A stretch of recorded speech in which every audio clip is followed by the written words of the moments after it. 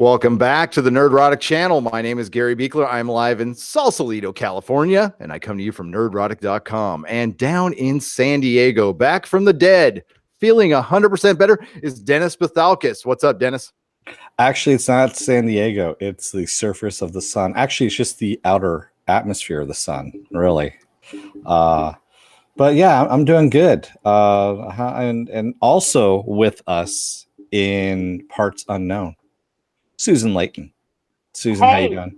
I am doing great. Dennis, glad you're still alive and with us. Gary, Feisty Comics, how y'all doing? Everybody in the chat, good evening. Hello, all. Hello. We also have a Feisty fan in Comix Division. What's up, guys? Hello, I am broadcasting from the 9th level of hell. There's 9 levels now? Awesome. There's always I been. was gonna say Satan's butthole, but And you just said it.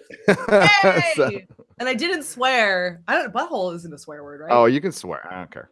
Yeah. It's 8 o'clock Friday night, and yeah, it's You much shouldn't later fucking swear everywhere at all. Yeah. Fuck swearing. I'm in Satan's butthole. That's where I'm calling in from. And puppies are barking too. Oh yeah, that'll happen here too. Welcome to Friday Night Tights, the Friday night podcast. This is Nerdrotic podcast, actually 150. So yay us! And we are here talking about anything and everything. But tonight we're going to start out with there's a couple of big news announcements, but the biggest of all is from Susan Layton, our own Susan Layton. Maybe I should just let Susan tell the story because I just found out, and this is awesome, Susan. Congratulations, by the way. Thank you.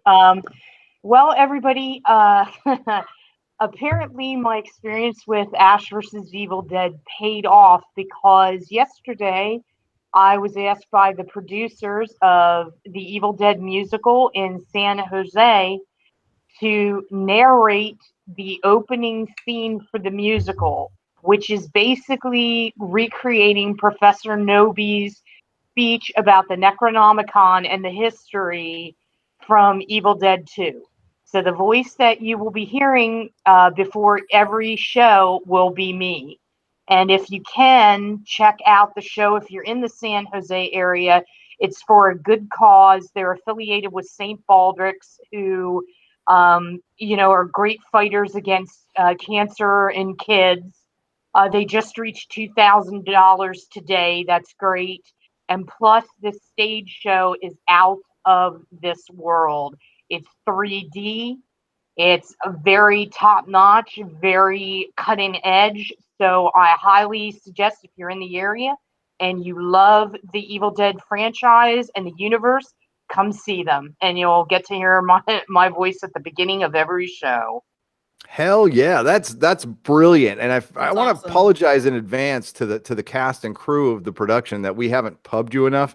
That's going to change for sure, and I'll be there. What are the dates on it, Susan? Do we have any? The date it opens October 31st, I believe. It opens on Halloween weekend, and I'm going to try my darndest to go to see opening night. I'm trying to work that out because I hear Dana DiLorenzo is going to be there because the show is dedicated to her mom who just passed away, Phyllis. Damn, I'm going to miss that one. But maybe after that. Thank you, Susan. We'll make it. Thank you guys. We'll definitely make it and pub it a lot. And hey, good cause and entertainment and Ash versus Evil Dead or the Evil Dead, And nothing. It doesn't get better than that. During Halloween, come on. And hello, everybody in the chat. We'll get to you shortly. So the other two minor tidbits are another Marvel movie opened, which that happens every other week. Ant-Man and the Wasp, and we're all going to cover that. Yay. And then after that we're going to talk about Steve Ditko, and then we're going to open it up to you guys in the chat. I also want to say thank you to Dakota Stanton for the $10 super chat, and also previously for Movie Finobi for the $2.99 super chat as well before we came on. Thanks, guys. And what did here? Let's they both said something. Movie Finobi said for Susan's gig, we weren't surprised but proud. And Dakota, thank you again, Dakota. You're awesome. Thanks, The Dakota. movie's biggest problem was antagonist. Yay! I saw what you did there, Dakota. That's one of those. Am I going to put you on timeout, or is that a good joke? It's a good joke. I'm gonna, especially with all the ant names that we're doing. Yay to a Full House, boo to Steve Ditko. Yeah, for sure. Oh, and yeah, we'll talk about that Ant-Man villain. So yeah. So before we get into that, courtesy of Viking Bitch, spoilers. Okay, so we're gonna spoil the movie. Honestly, guys, I'd say other than the ending credit scene, there's not a lot to really spoil. I'm not, you've seen the trailer spoiled everything from this movie except for the end credit scene. Much. Yeah. Pretty much. Yeah. And honestly, I mean, if you like the first movie, you're going to like the second movie. It was fun. It was a lot of fun. The first movie's a little bit better, but Really? It wasn't as formulaic though. I don't know. I like this one better, but maybe that's just me. See, I like Michael Pena's character, Luis. Oh, yeah. Oh God, yes. Yes. And they only had one of them in this movie, where they had like 3 of them in the first movie, and I needed more of that. I needed more of that too. I will agree. Yeah, and I mean, since we're already getting into it here, let's get into it. Yeah, the whole scene where he gets injected with the truth serum. That scene was probably the best scene in the movie. Exactly, when they're arguing over. And thank you to $2 by Dakota Stanton he says also thanks for the package. Thank you very much. I was laughing pretty much throughout that whole thing with arguing back and forth. It's not truth serum. It's releases. It makes you hallucinate and give up your darkest secrets. And then when he gets injected with it, Luis, he starts talking in the way he does about where is Scott. But the great part is he's not talking about where is Scott physically. He's talking about his more mental, emotional state. Yeah. That was awesome. And then that whole thing with what his partner says, you put a dime in the jukebox, you must listen to the music. Oh, I love the whole thing with Baba Yaga too. That was great because like nobody knows who Baba Yaga is. Oh yeah, no, the Baba Yaga. Baba Yaga? Yeah. With the music in the background. Yeah. Yeah. See, but here's the inherent problem is you're talking about the best, one of the best scenes in the movie. And I'll answer your question in a second, Jody, about like what did the trailer spoil. And that was the best scene in the movie, and it did not have Ant-Man or the Wasp in it. And Ant-Man, we're starting to see that this is becoming a theme. The 2 of the last 3 Marvel movies, the most interesting characters aren't your title character. Black Panther, which is a good movie, Black Panther was not the most interesting character. Ant-Man, now you take Paul Rudd. Now Paul Rudd his charm carried this movie for me. You take Paul Rudd out of this movie and put somebody else in, it totally falls apart. Yeah. I was very mediocre on it. It wasn't terrible. It wasn't the worst thing I've ever seen. But I wasn't laughing as much. Logan, my kid, loved it. And it was made for him. And that's what I realized. Like, this is way more a kid's movie, and it works as a kid's movie. So I get it. Yes, definitely. On that level. But the villain is what I had the biggest problem with, or what the lack thereof. And I'll just get right to it. The worst scene is her monologue, where they're like, "Who are you?" And then she breaks, "I was a child, and I was my parents died, and it was because of Hank Pym, and it was this experiment, and it was also this and that." And then my wife comes over, peeks over. My wife does hair, if you don't know, and she goes, "So nobody could touch her. So how did she straighten her hair?" Yeah. That's a good point. That's amazing. It's a very good point. So, and then she, and also, Grace Randolph brought this up, and then after she brought it up, I couldn't unsee it that Hope, or Wasp, doesn't have makeup on when she's not in her costume, but when she's in her costume, she has full makeup on, and her hair's done perfectly. Although she's trying to dress down when because she was kind of on the run. Yeah. So I mean, I probably wouldn't have noticed that if somebody else hadn't brought it up. So I'll set that one aside. And it was fun seeing San Francisco all over the place. It was nice how they went from Potrero Hill to the marina in one turn. Movie magic. And there was a lot of fun stuff, but Jody, we saw all the set pieces in the trailer. Like, you really saw them all. There wasn't. I don't. Yeah. I can't think of much extra. You know, the whole Pez thing and everything. That was it. That was the biggest part of it. Yeah. I don't know. The I don't mean to shrinking bash on villain, it. you see that in the trailer as well. Yeah. Now the fighting between Wasp and Ghost and stuff, the actual action was cool with the whole it was phasing and very shrinking and yeah. I don't know. What did you guys think? My overall impression of the movie is it was enjoyable, but ultimately forgettable, predictable. And there was honestly absolutely no tension in this film. Yeah. Yeah. There's nothing mattered until the end. Like there were literally no stakes in it. I mean, they had stuff they were trying to build up to, but overall, I didn't feel like anybody was in any real danger. Is kind of thing. But that's I don't know if that's more indicative of it being more of a kids movie, and there were a lot of kids in my theater. Yeah, it was more the Michelle Pfeiffer character. You know, Janet. She was the one that was in danger. She was the only one that was really in any danger. But that was B plot though. It wasn't, or maybe even C plot. It wasn't the main plot. No, that's actually the main plot of getting her back. And the B plot was curing Ghost by siphoning off her energy, and then the C plot was, you know, Scott having the suit malfunction. Kind of thing, you know. But it felt more like a C plot though. That really should have been more the focus of the film. Even though they tried to make it the main focus, they kind of had a lot going on, and I mean they kind of balanced it. But like I said, I think they added too much and it kind of took away from everything. No, I agree with that. I agree with that. The problem I have is okay. So when Hank reunites with Janet, it is emotional scene. It's really cool because you had Michelle Pfeiffer and Michael Douglas acting it. Okay, that was beautiful. That was a great scene. But I never felt for 1 second that they weren't going to get her. Yeah, you know? no, exactly. I was the same way. And I have to say, man, Michelle Pfeiffer looked fantastic in that movie. She looked really badass. She was great. She was. Everybody was great. The cast was great. I think.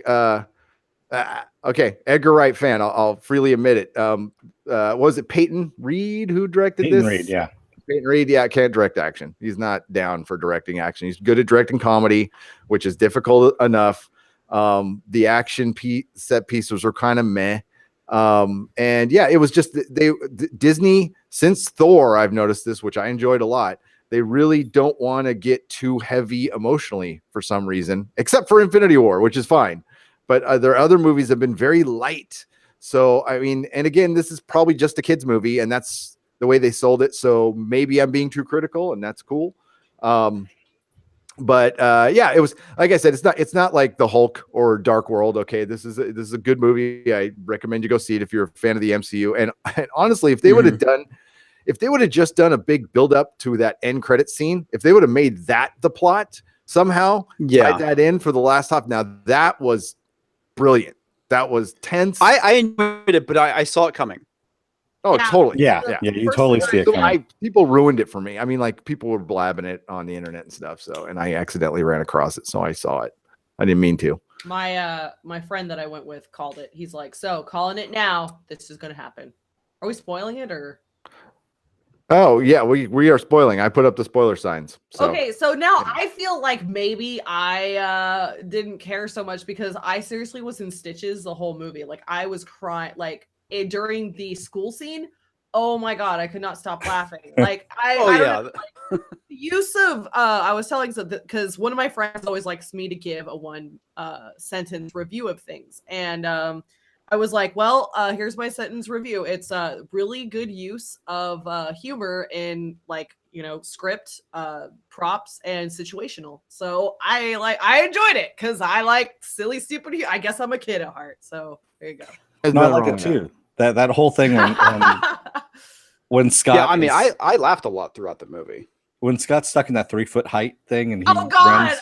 Yeah, that was. He jumps into the van, and then Michael Douglas has to go, "Did you have a good day at school? Oh, would you like a juice box? Oh. Like a juice box, maybe some cheese." So, all the funniest scenes were in the trailer. I'd already seen that. If they'd have left that out, I'd probably been laughing my ass off. But I was just like, I saw that. I didn't see it in the trailer. Wow. Yeah, That's they crazy. showed that. That was a trailer. That was in the trailer. It was in the C trailer. Oh yeah, I only ever watch like the original or first trailers, and then I try to stay away from everything because I block all the words or anything, so I don't see that on my timeline. Yeah.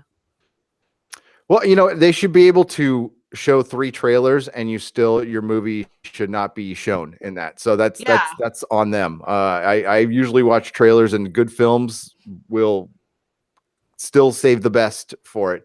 That was a funny scene, but it was just ruined by that. Also, like the suit malfunctioning the whole time. That got old for me. It did. Ant-Man was a major idiot in his own movie, especially when he called Luis when they were at the base and stuff. That just irritated me. I was like, come on. Kind of Scott Lang though. Scott Lang is a bit of an idiot. Mm-hmm. The Scott Lang in the comics is not that much of an idiot. He's irredeemable. He's an asshole, but I mean, they've really replaced asshole for idiot, which is fine. But after you spend this whole time, like with Iron Man 3, you're like, it's not the suit, it's the man. With Scott Lang, it's the suit. It's clearly the suit because he's an idiot. So I don't know. Like I said, the joke got old with me. And Wasp was good. Her fight scenes were good. She's a good character. She looks the part good. But I don't think she was enough to really carry the movie as much. No. I thought she was good. She was all right. Paul Rudd still carried this movie with with subpar writing, and it's not his fault. The worst line in the entire movie was when he's talking to his daughter, and she's they were talking about being you need a partner. Well, I like Hope, and he looks down at his daughter and he goes, Hope you remind me of Hope.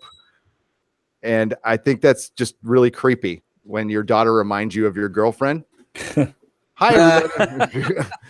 Yeah, I felt a little weird. That was I saw that too. That was kind of odd. That was an odd statement. Okay. And I thought it was just me, but Mel and I talked about it. I'm like, that was weird, wasn't it?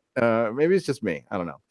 But the wife is home now. So the other issue I had too was the villain, Ghost. I think they could have done a lot more with her character. They played it really safe with her character. Though she did have an interesting motivation, but there was no desperation to her when she mentions the whole thing with kidnapping Scott's daughter, and I can't remember the character's name, but Lawrence Fishburne's Goliath, yeah, Goliath Foster. He was like, "No, don't do it. I'm out." Bill Foster, yeah, Bill Foster. There we go. There was absolutely no desperation to her character. She's just like, okay, she doesn't do anything rash or anything villain-like. So, I mean, she had good motivation, but they could have taken it to another level of being a really good antagonist. Actually, I just had a revelation. A lot of this movie is pretty similar to the movie Inner Space with Dennis Quaid and Martin Short. It actually almost follows it beat for beat now that I'm thinking about it. Really? Huh. Yeah. And that's set in the Bay Area as well. So, it is. It's kind of a weird thing. You have the corporate espionage, where the bad guys aren't really evil, if you will. And you have another person, if you will, trying to get that same item. Yeah, it was kind of weird. That actually is it was very similar to Inner Space. Now I think about it. I can't remember the movie, to be honest with you, Dennis. You're probably right. and no, Goliath does not grow giants as well. He's retired at this point. Yes, yeah.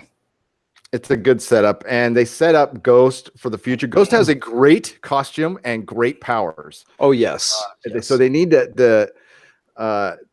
I don't know, to fill out her personality a little bit. I mean, I can't judge the actress because they give her a ton to do and so bad. They tried to make Killmonger light, kind of, in a little way. I don't know, maybe that's a stretch. But we'll get to the chat a little bit here. I don't know what you could be totally disagreeing with me. That's fine. Again, I don't totally hate it. It is not the worst MCU movie. No, it's not the worst. Yeah. And the fact that we get a decent Ant-Man movie is still pretty incredible if you look at it in the realm of how spoiled we are. That I'm sitting here complaining about a subpar Ant-Man movie, which honestly, 10 years ago, it's like an Ant-Man movie. You got to be fucking kidding me. Supposedly going to the quantum realm, they said look at stuff in the quantum realm that it's going to give you hints to Avengers 4, which is what I heard. They're trying to get you back in the theater. There's nothing but kaleidoscopes in there. No, I heard it before I went in and saw it. So I was actually looking for stuff and I didn't see anything. So I don't know what the hell. And this is Kinda Kevin. reminded- Go on. Oh, I said it kind of reminded me of like the the Doctor Strange stuff, like that whole. Yeah, that's exactly it. He went into the quantum realm as well. And he it's just like, teleport himself there because he's like, I'm Doctor Strange. Yep. And Kevin Feige said when Ant-Man Sorry. came out, when Kevin Feige said when Ant-Man came out that this was a precursor to Doctor Strange, and some people denied it, but no, it's the same thing. So they're in the same realm, and that's where Ant-Man is towards the end. Jody says, "Well, it felt like a Phase 3 movie, and maybe more like a Phase 2 film. Actually, I do wish they would have introduced Pym earlier in the MCU, so he would have made Ultron instead of Tony. Totally agree with you. Yes, Jody. yes. That would have fit more. And now they're talking about integrating him more. I don't know. They're talking about a lot of things. Disney's talking about a lot of things, and I think they're gonna only execute like maybe half of them, which is still pretty good. But Logan and his dad went and saw it for Logan's birthday. Oh, well, cool. Happy birthday, Logan. Little Logan from Mary. Mario Gentile says Inner Space is a go inside a body movie, right? Yeah, that's part of it. Where they shrink people down and it's kind of like a Fantastic Voyage in a way, but they kind of work about the same. That was the best ride. It was a terrible ride, okay, but I freaking loved it at Disneyland, especially when you drop a little something, and you go into the Inner Space ride. Yeah, it's fun. It was just a little cart and your big molecules flying around. Yeah. Yes, Artemis. That was a fun ride. Gary is talking on Doomcock's voice periodically. He is getting he's actually talking like Wally every now and then. Oh, is it messing up? I only did it once. That was all. I was ready to text you, and then it all of a sudden cleared up. So, all right, because I'm on the wireless connection now. I might switch out to the wired when you guys are talking. If you can stand losing me for a second. So, oh my gosh, I don't know. No, don't leave us. Yeah. Well, I think the stream stays up. If I bounce out, it stays up for a few minutes so I can bounce back in and reconnect it. So. For like 5-10 minutes, something like that. Yeah. So shall we spoil that final scene? Yes. Let's do it. Do it, Dennis. Go for it. Who wants to do it? You want me to do it? So yeah.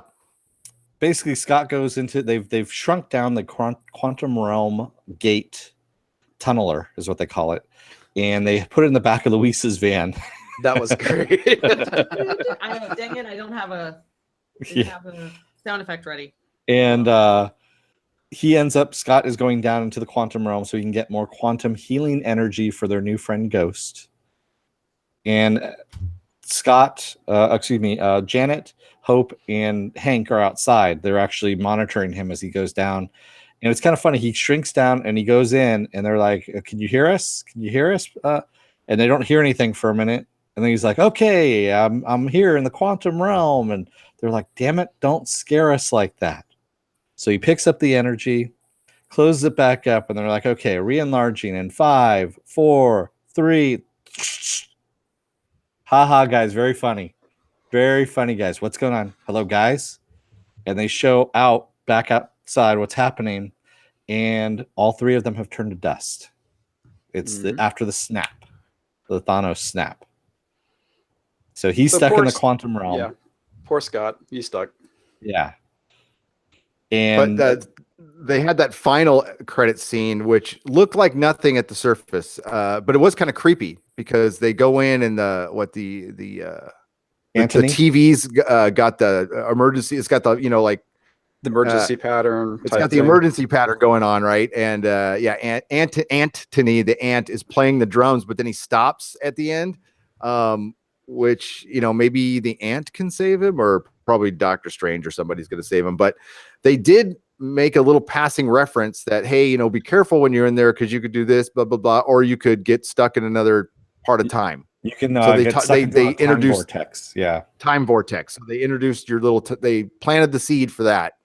So I guess I mean, there's a lot of rumors of that coming. I think that is coming for sure. I don't know how I feel about that. You know, because I heard a rumor that what they're trying to do now is they're looking to cast an older Cassie, and the rumor is that she survives the snap. And basically, I wanted to know if you guys think that maybe she's the one that retrieves Scott, because Kevin Feige has said that he said that he wants to introduce the Young Avengers, and we all know Cassie wants to be a superhero. So how do you guys feel about that? As long as it's Kevin Feige doing it, not Feig. Feige. Yeah. Kevin, the Young Avengers from the comic, there was, if they do the Young Avengers from the comic, the Alan Heinberg comic, I like. That was a good comic, but that would be some crazy timeline, you know, with Iron Lad and they've since changed the name, but he originally was named the Asgardian. That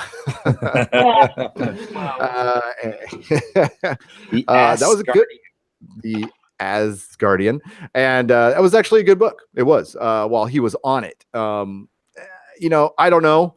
I'll state this right now. I am predicting Kevin Feige will not be controlling the MCU for much longer. I think he's going to get promoted sooner than later. I'd say within the next 2 years. He'll probably see the next phase through and bounce, because it's best to go out while you're on top. And after Avengers 4, he will be on top of the freaking world. He'll be able to run Disney, I think, or I think he'll stay at Disney, but I'm sure he's already gotten offers from WB to run everything, and said no. But I think he's just biding his time. I have no rumors on this or anything. This is just me being a student of life, and people, you know, like you equate it to sports. You know, after a coach wins like 4 Super Bowls, he's like, it's time to retire. So he can bounce, be on top of the world, and maybe come back to another team later. Maybe not. I see it a lot like that. So, I think there's going to be a serious dip after the next Infinity War movie. Avengers 4, yeah. Yeah, Avengers 4. I just want to say thank you to Dakota Stanton for the $5 super chat. The problem with the snap scene bothers me is Scott didn't see the Tony disappears giant donut news reel. I don't know what that means. Yeah, I'm not familiar with that as well. I got nothing. And Mary Ashmead also just gave us $5. Thank you, Gary and I, for naming our kids Logan after the same people, first and middle name. Weird, great minds. Weird, totally weird. We both named our kids after Wolverine and Captain Kirk, middle name. Yeah, it's very bizarre. Small world. So yeah, if you can clear that up for us, Dakota, of what you were saying there. Oh, spaceship is the donut. No, I don't know. No. Tony Stark disappeared. Yeah, it was on the news, like all over the news. So it must have happened. Like, yeah, I think that's a good question. Where's the timeline of that final scene? Because that stuff was going down for a while, but Tony Stark didn't fight very long in New York, and he disappeared rather quickly. So it does take a little bit of time. I don't know. Well, that's the thing. How much time actually passed during Infinity War? Was it a day? Because it seems like everything happens in a matter of hours rather than like over the course of a week or whatnot. Even Dakota Stanton, thank you again for the $2. Says in Avengers, Wanda and Vision see the newsreel, so they actually saw Tony going up into the ship in that newsreel. Yes, they did. That is a good catch, Dakota. Well, it's okay. So they're on the West Coast. It's a good possibility that they missed everything since all the action was happening on the East Coast. They could have been neck deep in their experiment and not have been paying attention to what was going on. Totally. Yeah, I could buy that. And plus, the West Coast gets the East Coast forgets we exist, which is fine. I'm totally okay with it. But hey now, especially when you're Mm-hmm. Feisty knows what I'm talking about. Yeah. Art of what's up, everybody? God, there's the whole gang's here. I'm so happy. Hey, can I just give a brief shout out to someone in the chat. Maddie Gregg is with us tonight. He is the producer of the Evil Dead musical. So Nice. thanks for joining Awesome. us, Maddie. Welcome, Maddie. Welcome. Puppies. Yeah, that's awesome show. We're gonna pub you guys quite a bit, and very happy Susan's part of it, and you guys rock. Oh, Johnny Pappas, I want to say thank you. Yes, I did see your popcorn lung humor thing. Buck99, he said he's just living dangerously and experimenting with popcorn lung. He's vaping, is what he's saying. Awesome, Johnny. I hope to see you when we're down at Comic-Con, my friend. Isn't that like in 2 weeks? It's in, yeah, I'm on vacation in 10 days, but who's counting? Drinks for Ditko from Man of Action. Absolutely. If you do partake, toss one back for the creator of Spider-Man, Yes, and Doctor Strange and so many other things, and one of the most dedicated recluses in the history of time. And yeah, and I own a piece of his original art. I love telling the story. James Sim from Isotope runs over to me at WonderCon and goes, dude, and I can't remember, it's a Filipino inker from Daly City. I can't remember his name. It's Danny something, and was selling Steve Ditko Micronauts art for $40. Now this was 10 years ago. Wow. And ran over there, got the last page. I was so happy. Yeah, man. And it's fucking brilliant art. It is man. And of course, I went out and bought all the Micronauts comics and read them, and they're awful. They're just terrible. They're god awful. They were totally, a vehicle for toys. That's all they yes, were. Right. Yes, they were. I loved the Micronauts as a kid. Oh, I did too. Yeah. I had And one. the Doomcock will not be joining us tonight. Yeah, Doomcock's blowing up. He's currently getting huge right now, and he's very busy in the lair building robots. Can I say it? And, Can yes. I say it? Phrasing. Phrasing. All right. Phrasing. You're welcome. You're welcome. Thank you very much. Yes. I don't know. So let's get super dorky here. And we're gonna talk about Steve Ditko in a second here. Where's your ranking? Where do you rank Ant-Man, guys and gals? I'd give it a 6. It's above average, kind of. It's not the best. It's not the worst. It was fun. It was a 7 for me. Yeah, it was a 7.5 for me. I was like, I don't want to give it an 8, but I don't want to give it a 7. So I'm going to give it a 7.5 just for the sheer humor, because honestly, I don't know. I loved laughing and I needed it. So it was very nice to, get some laugh. Yeah. So 7.5 from me. 6.75. Just to be an ass. And, Logan gives it 10 out of 10. So there you go. The 12-year-old has spoken. Hey, Gary, what did Mel think of Luis's hair in the flashback in the beginning? sequences? She thought that was hilarious. Hilarious. That was hilarious. Yeah. I love when he runs into the cell. Hey, you and I are going to be best friends. Yeah, that's cool. We are. God, yes. That whole scene was so well done. That was so brilliant. But that's a holdover. That was Edgar Wright. Oh yeah, that was totally Edgar Wright. Straight up Edgar Wright. And honestly, I don't know how well he would have played with others, and he wasn't perfect. But I am really sorry we didn't get to see his vision of Ant-Man, because I bet you it would have been just amazing. I don't know. Yeah, I'm sure it was. I think part of the issue is that he didn't want to be a retread of Iron Man, and that's probably the reason why he got canned. Is my personal thoughts on it.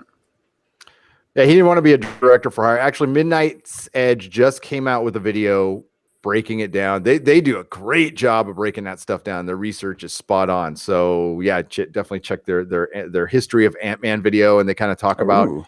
They talk about it really.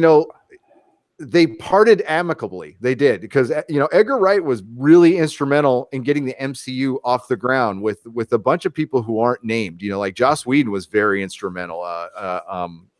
Jon Favreau was very instrumental.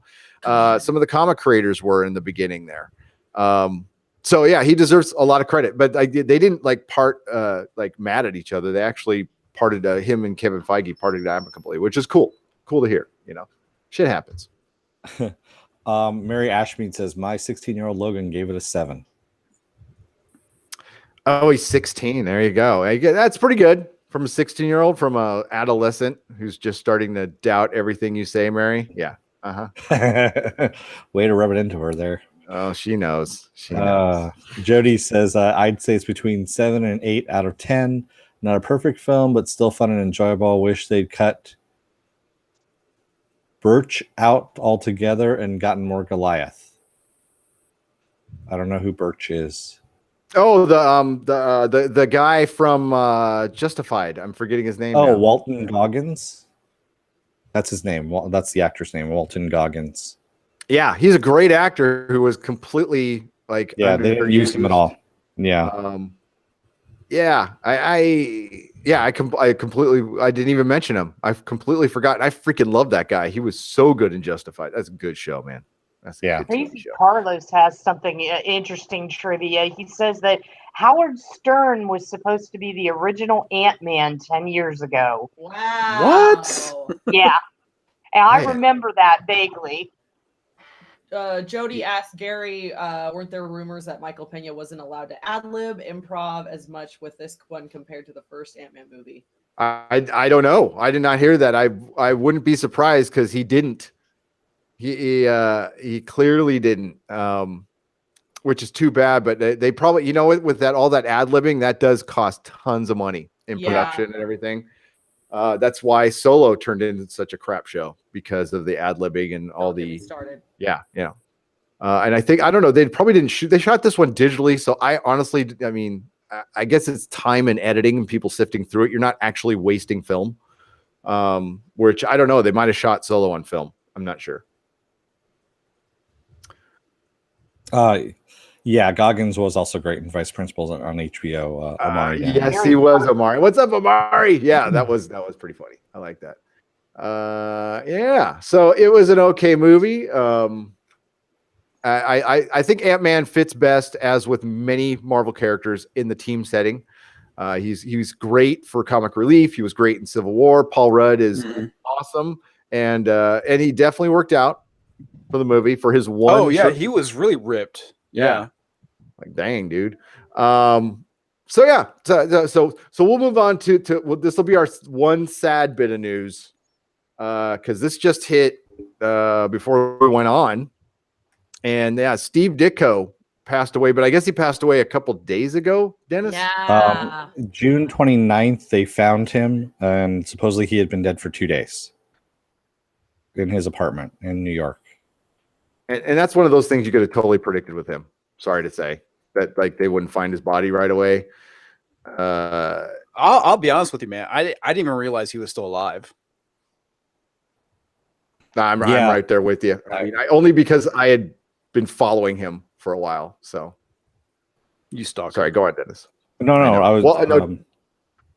I had heard that he was selling comics. I guess there was an online forum that you could, up to his death. So supposedly you could actually still get comics from him. He was doing his own comic. Oh, wow. Yeah. I didn't know that either. I didn't know that either. He's probably the kind of guy who would mail it, like snail mail. Like he would try to do an Indiegogo, but like just without the internet at all. Yeah, I've got relatives like him who are just like really, they think having a phone is too much. Like the government knows way too much about him. And yeah, the New York Police Department confirmed his death to Hollywood Reporter.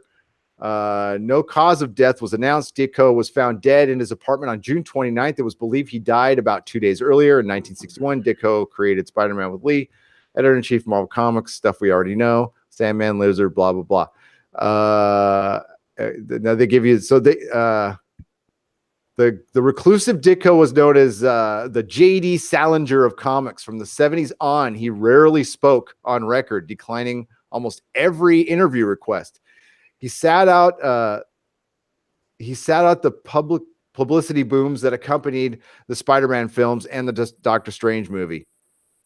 Yeah, they know so little about this guy. They just basically said, okay, he was found dead 2 days ago.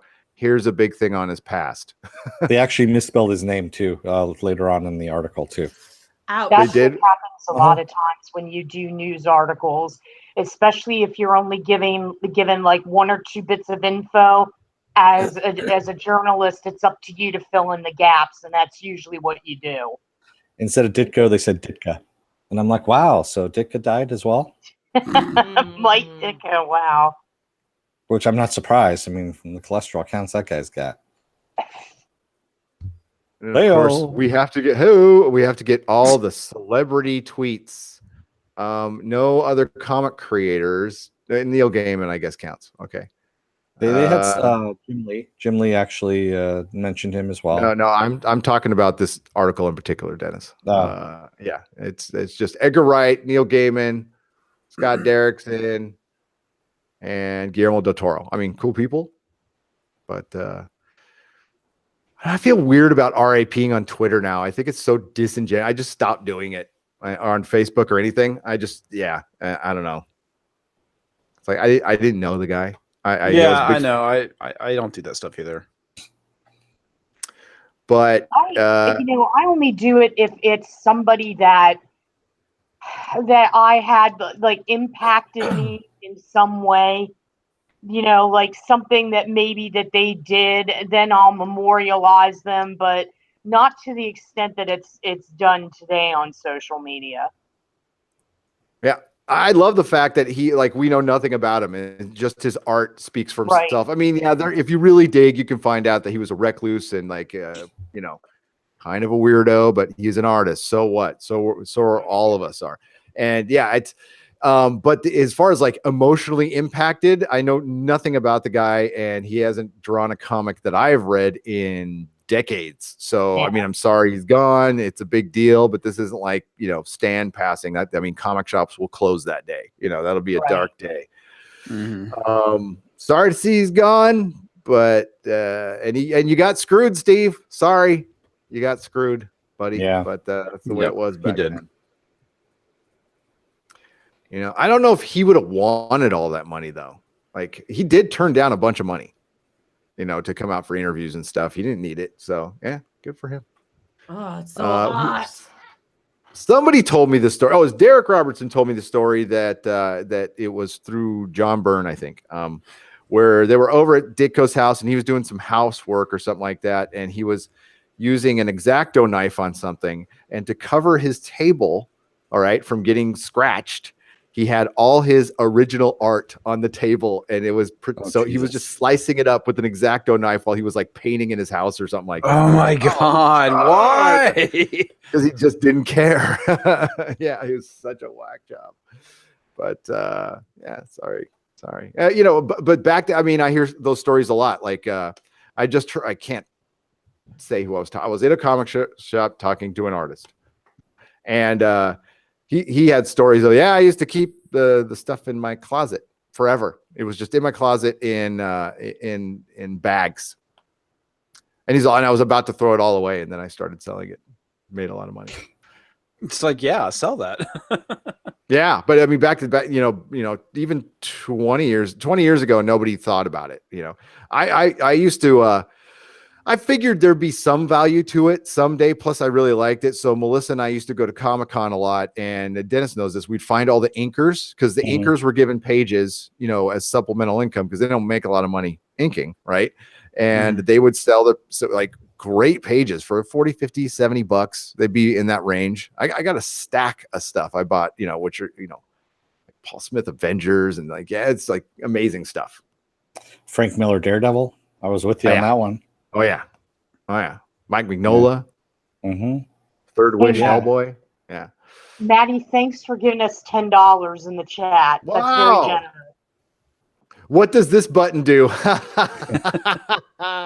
It erases the internet is what it does. It erases your history. That's it.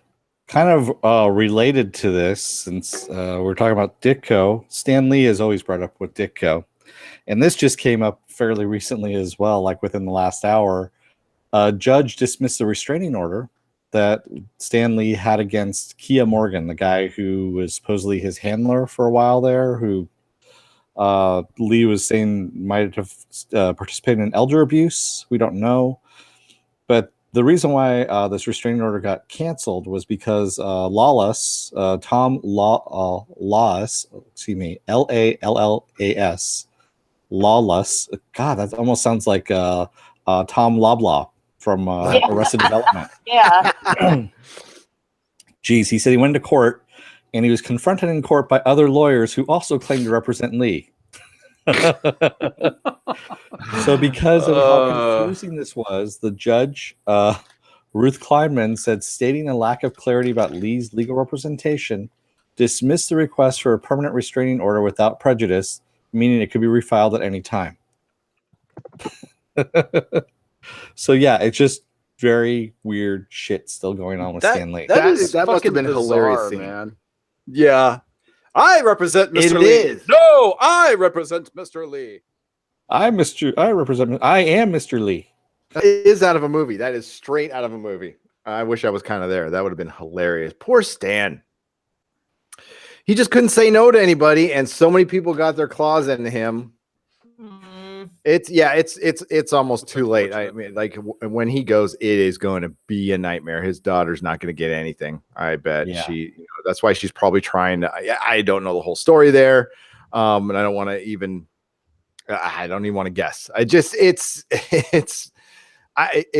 is what it looks like. I think it's a complete shit show. But maybe possibly an abusive daughter. Who knows? Abusive relationships. People fucking with her. Maybe one guy in there is actually a good guy trying to protect him, and he's kind of like lost in all this, and we don't know who it is. I think he should go to Kevin Smith's house. Kevin Smith offered to take care of him, and at this point, I would trust Kevin Smith over any of these people. Yes, absolutely. Agreed. I just want to say thank you to Artemis Over Easy. He gave us $10. Says this button turns on Susan's sexy voice. With great vocal cords comes great responsibility. Congrats on the gig, Susan. Thank you, Artemis. Are you really over easy? I'm easy. Mm-hmm. Hey, did you get movie Fanobi's $1.99? Did I miss that one? I missed that one. Okay. In memoriam, sad for our great chatters. Glad. Thank you, movie Fanobi, for $1.99. Thank you very much. Dakota, did you get Dakota's in the Avengers Wanda? Oh, you got that one. Yep, Sorry, I got my that bad. one. Yeah. Did And you get Maddie Gregg? yes, we did get Maddie Gregg. Yes, we did. Yes. No, that was the what does this button do? Which is a great I don't know if anyone ever saw this, but remember Dexter's Laboratory? Yes, I do. Yes. His sister Dee Dee. Yeah, That was her favorite question. What does this button do? Mm-hmm. Oh, oh man, that I love the D&D game that she ran. That was hilarious. Mm-hmm. Oh I yeah. didn't see that episode. Oh, there's was some great. good stuff. Yeah, that guy who created that did No Neck Joe, is what he did. That was his original animation they did for Spike and Mike's Festival of Sick and Twisted Animation. And No Neck Joe was probably the dirtiest cartoon I'd seen in a while, which is saying a lot. I don't know if I remember that one. Yeah. When did that? Well, I mean, they showed them all over a decade, right? So I must have seen it at some point. But It was back in the, I would say, late 80s, probably, early 90s. I was really wasted. I probably just don't remember it. Yeah. That was in my really wastoid days. Drawn together. Welcome, random gamer user 42. How's it going? She said she was just lurking. She's doing some other stuff in the background. It's all right. Elmar Daniels, yes, it was dirtier than Drawn Together. Drawn Together was tame in comparison. Yeah. I mean, they had nudity. It was pretty bad. That's all I'm gonna say. So, should we get to some other news? Yeah. Let's All do right. this. So we know, everyone's been cutting the cord lately, right? Who raise your hand? You cut the cord? I've cut the cord. Everyone's cut the cord at this point in time. So all streaming services, aka your cable alternatives, are raising their prices. What? DirecTV Now is raising their price by $5. So is Sling, Hulu, YouTube TV is going to be raising their prices for about $5. They're all raising their prices across the board. Jesus. And yeah, they know what's going on. So that's the reason why they're starting to raise their prices. And also, Netflix over in Europe is testing out a ultra tier pricing, is what they call this. Ultra mega tier. Ultra mega tier. God. yes. What So now? Ultra tier pricing is if you want to watch your movies in HD, they figure you're going to pay an extra $3 because right now they're not getting any new subscribers. That's what I'm paying for Netflix. I'm sure a lot of people are for the 4K package. Uh-huh. Yeah, but it's actually good. I mean, like you get your money's worth. Well, they feel if you can afford, and this is what they said in the article, if you can afford 4K, you can afford the $20. Yep. That's their thinking. And the reason why this is happening is because with Stranger Things and with some of their other shows that they're doing, they need to get more subscribers because they need to, like Dennis said, they need to generate more capital to do more things. But interestingly enough, despite all this, they are profitable each and every quarter. Who? Netflix. Yeah. Well, here's my problem with this. We know at some point we're going to be paying like $30 for Netflix and $30 for Hulu. So it's just not going to be worth it to stream. You might as well just get fucking cable again. Yeah, exactly. Oh, yeah, there's going to be a threshold for this. Yeah. And I think $20, $24 is it. But they're just trying to get out there and crush Disney.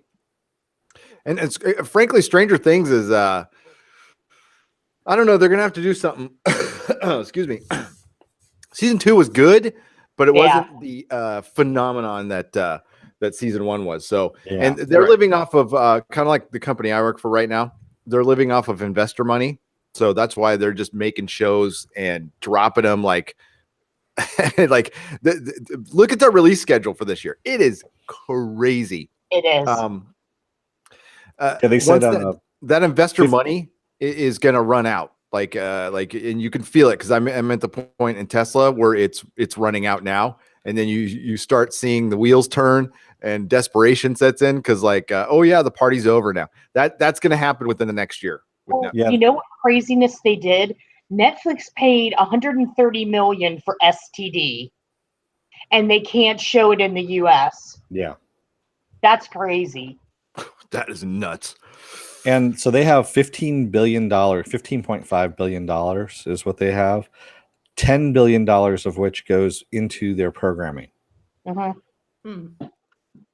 So I just want to say also thank you to Crazy Carlos, 1999. I know I keep saying this, but I want my Nerdrotic shirt and I want it now. Okay, and this is Dennis. Right. Yeah, the camera doesn't do him any justice. Like this is Dennis modeling the shirt. Yeah, I spent I think 90 seconds putting this together. It was so hard. It was so much. It took so much out of me creatively. Oh my God. But yeah, that's it, folks, for now. There's going to be something a little more fun. We're going to do something we're going to put Cosmic Creator Girl on it and do some other things. And I might have an artist doing some other stuff, but that's it for now. Patrons will all get one. So I'm going to eventually get your shirt sizes. When I get back, I'll have details. That's all I got to say. Woo! Right now. But yes, because you demanded it. I love that. I'm trying to make it as cheap as possible. Mary says, are you guys going to get women's t-shirts too? Yes, of course. Yay! Yep. Though I think I live in men's shirts, so it's fine. Dakota, Dennis says you're hot. I mean, Dakota says you're hot. Well, I am hot, actually. It's about 100 and some odd degrees still down here. Oh. Dun-dun-dun. Bum, bum, ba-da. Yeah. Oh, I didn't have my bell horn. Oh, wow. That was in stereo. That was cool. Right. Movie Fanobi says they said Netflix is going to spend more than any Hollywood studio on production costs for their content. That's insane. I really hope that they focus on quality and not quantity. Repeating myself. Sorry. No, it's okay because I just caught it, movie. Agreed. I think they're doing the right thing right now because like they have the money, make as much as possible so you can find the quality and you can find the good stuff and stick with that. So that's why we get an Altered Carbon and there's been some dude. I freaking love Bright. I want so much more Bright. Okay, I don't feel so weird now because I loved it, but I'm a sucker for high fantasy. So anything that's got like elves and It's not. That's not high fantasy. That's actually urban fantasy. Well, I mean, that's I don't know. I loved it, and I want another one. I want like all. Well, I'm a huge fan of urban fantasy. Yeah. Yep. Nice. I didn't know I was, and this is the first time I saw urban fantasy. I'm sure it's been a thing in books that I have not seen, but I'm a fan of like dark fantasy, and I mean that's in that realm. I agree. And it was fun. I thought it was going to be a total shit show, and I freaking dug it. I've watched it 4 times. So there you go. Yeah, no, I really liked it too. It was actually really good. I remember I watched it first, and then Gary was like, "I don't know, should I watch?" I'm like, "Watch it, dude, watch it." And this is how it goes most of the time. I have to push him to watch some stuff sometimes, and he's like, "All right, I'll watch it." And he watched like, "Holy shit, that's really good." Yeah, well, dude, there's only so much time in the day. But yeah, I'm glad you pushed me. That's good. Random Gamer User 42 says men's shirts have room for girls. They do. Yes. Indeed. With a little wink, ding. Yeah. There's too many jokes there, and I'm going to absolutely leave alone. That's why my response was just indeed. Indeed. Catchphrases. Jody, I am working on them. I ran a bunch by the creative consultant, Melissa, and she nixed them all. So back to the drawing board on that one. Because when I'm not sure, I ask her. So. Well, that's good. Wives are good for that. I know the story. I am a wife.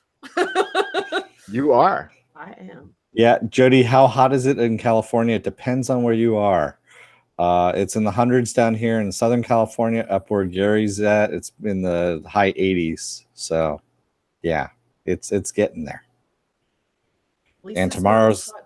Is it supposed to get hotter tomorrow? Or no, it's about to be the same. Maybe a little bit cooler. There's your weather report for the day. I did say the same thing about Farscape Viking Bitch, and I said the same thing about Buffy, and I say the same thing about Doctor Who too. I'm wrong all the time. No. I said so far I'm hating the change of the origin. That was pissing me off. It was kind of funny. So that whole story was I was in Vancouver at the time, and I was talking to a good friend of mine. And Gary's texting me like, "Man," he goes, "I really hate this story. I hate what they're doing." And blah, blah. And I turned to my friend. I'm like, "He says he really hates it. You know what's going to happen? I go in about a couple hours. He's going to get to episode 3 or 4, and he's going to say he really loves it." And then, which show are you talking about? The Punisher, the Marvel Netflix Punisher. And sure enough, about an hour later, Gary texts me. He goes, "Okay, I just saw episode 3. I'm really starting to like it now." I seriously hated that he killed that guy. And I turned to my buddy. I'm like, "See, he likes it now. He's starting to turn." and I know you're asking like the Punisher killed a guy. Yeah, but he killed an innocent guy. But he was tricked into it. But it was just so funny, man, because I was doing a play-by-play of how you were going to turn on this thing, and it was really funny. We actually went out to dinner and everything, and I'm like, "Yeah, watch, he's going to do this." Yep. At least I'm not set in my ways. You are not. I can change. You can actually overcome your programming, unlike most humans. Yeah. Well, because it's faulty. That's all. That's the only reason why. How can you hate the Punisher kills the guy? I know James says I know that made that really made no fucking sense coming out of my pie hole. I meant to say the innocent guy that he wasn't really. No, he knew he was killing an innocent guy. So I had to really digest that part of the story because I did not like it. The Punisher prior to becoming the Punisher was at least as a semi-decent cop, but they changed the backstory, but they resolved it in a way that I really loved. So I was like, okay, I get it. Yeah, I was the same way about Legion too. I was like, what the fuck is this shit? I don't understand it. It's stupid. I was hooked on episode 1 with Legion. Oh my gosh. Yeah, it took me a couple. It took me like 3 or 4, and I was like, all right, this is great. Yeah, we both after episode 2 of Legion were like, what the fuck is this? This sucks. And we were about to drop it. And then episode 3 came up and we're like, no, this is actually really good. Actually, we did drop it. That's right, we did drop it. And then episode 3 came out, and I was like, no, I think we need to go back to this because it's actually really good. And yeah, it kind of swayed me back. Yeah, it was like 4 or 5 episodes in, then we're like, okay, let's do it. And that was it's so funny because like we were giving it shit, and we came back, and one of the commenters, "Oh, it's about time you got your fucking shit together."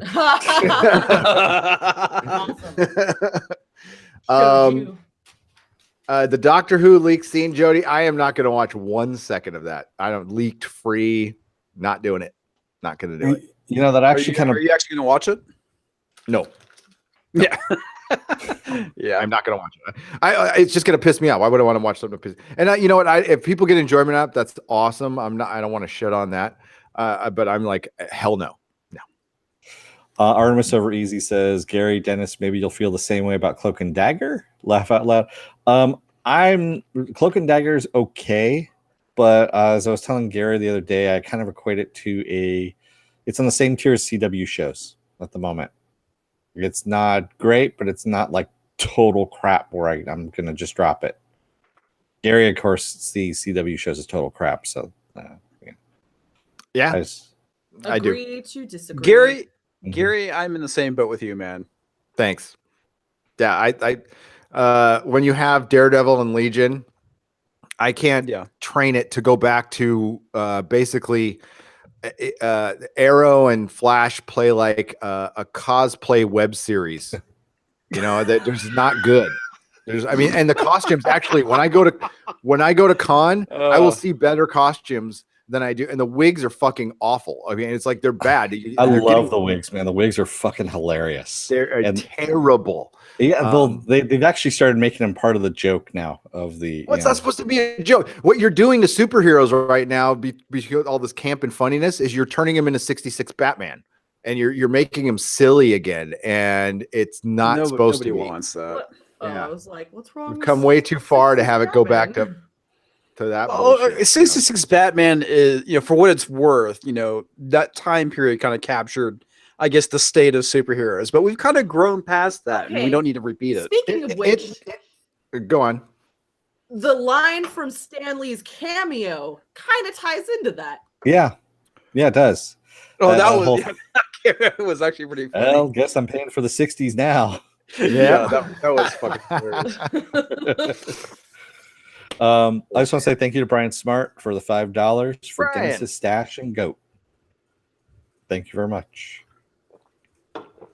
Yes, it is coming in nicely now. It is quite nicely.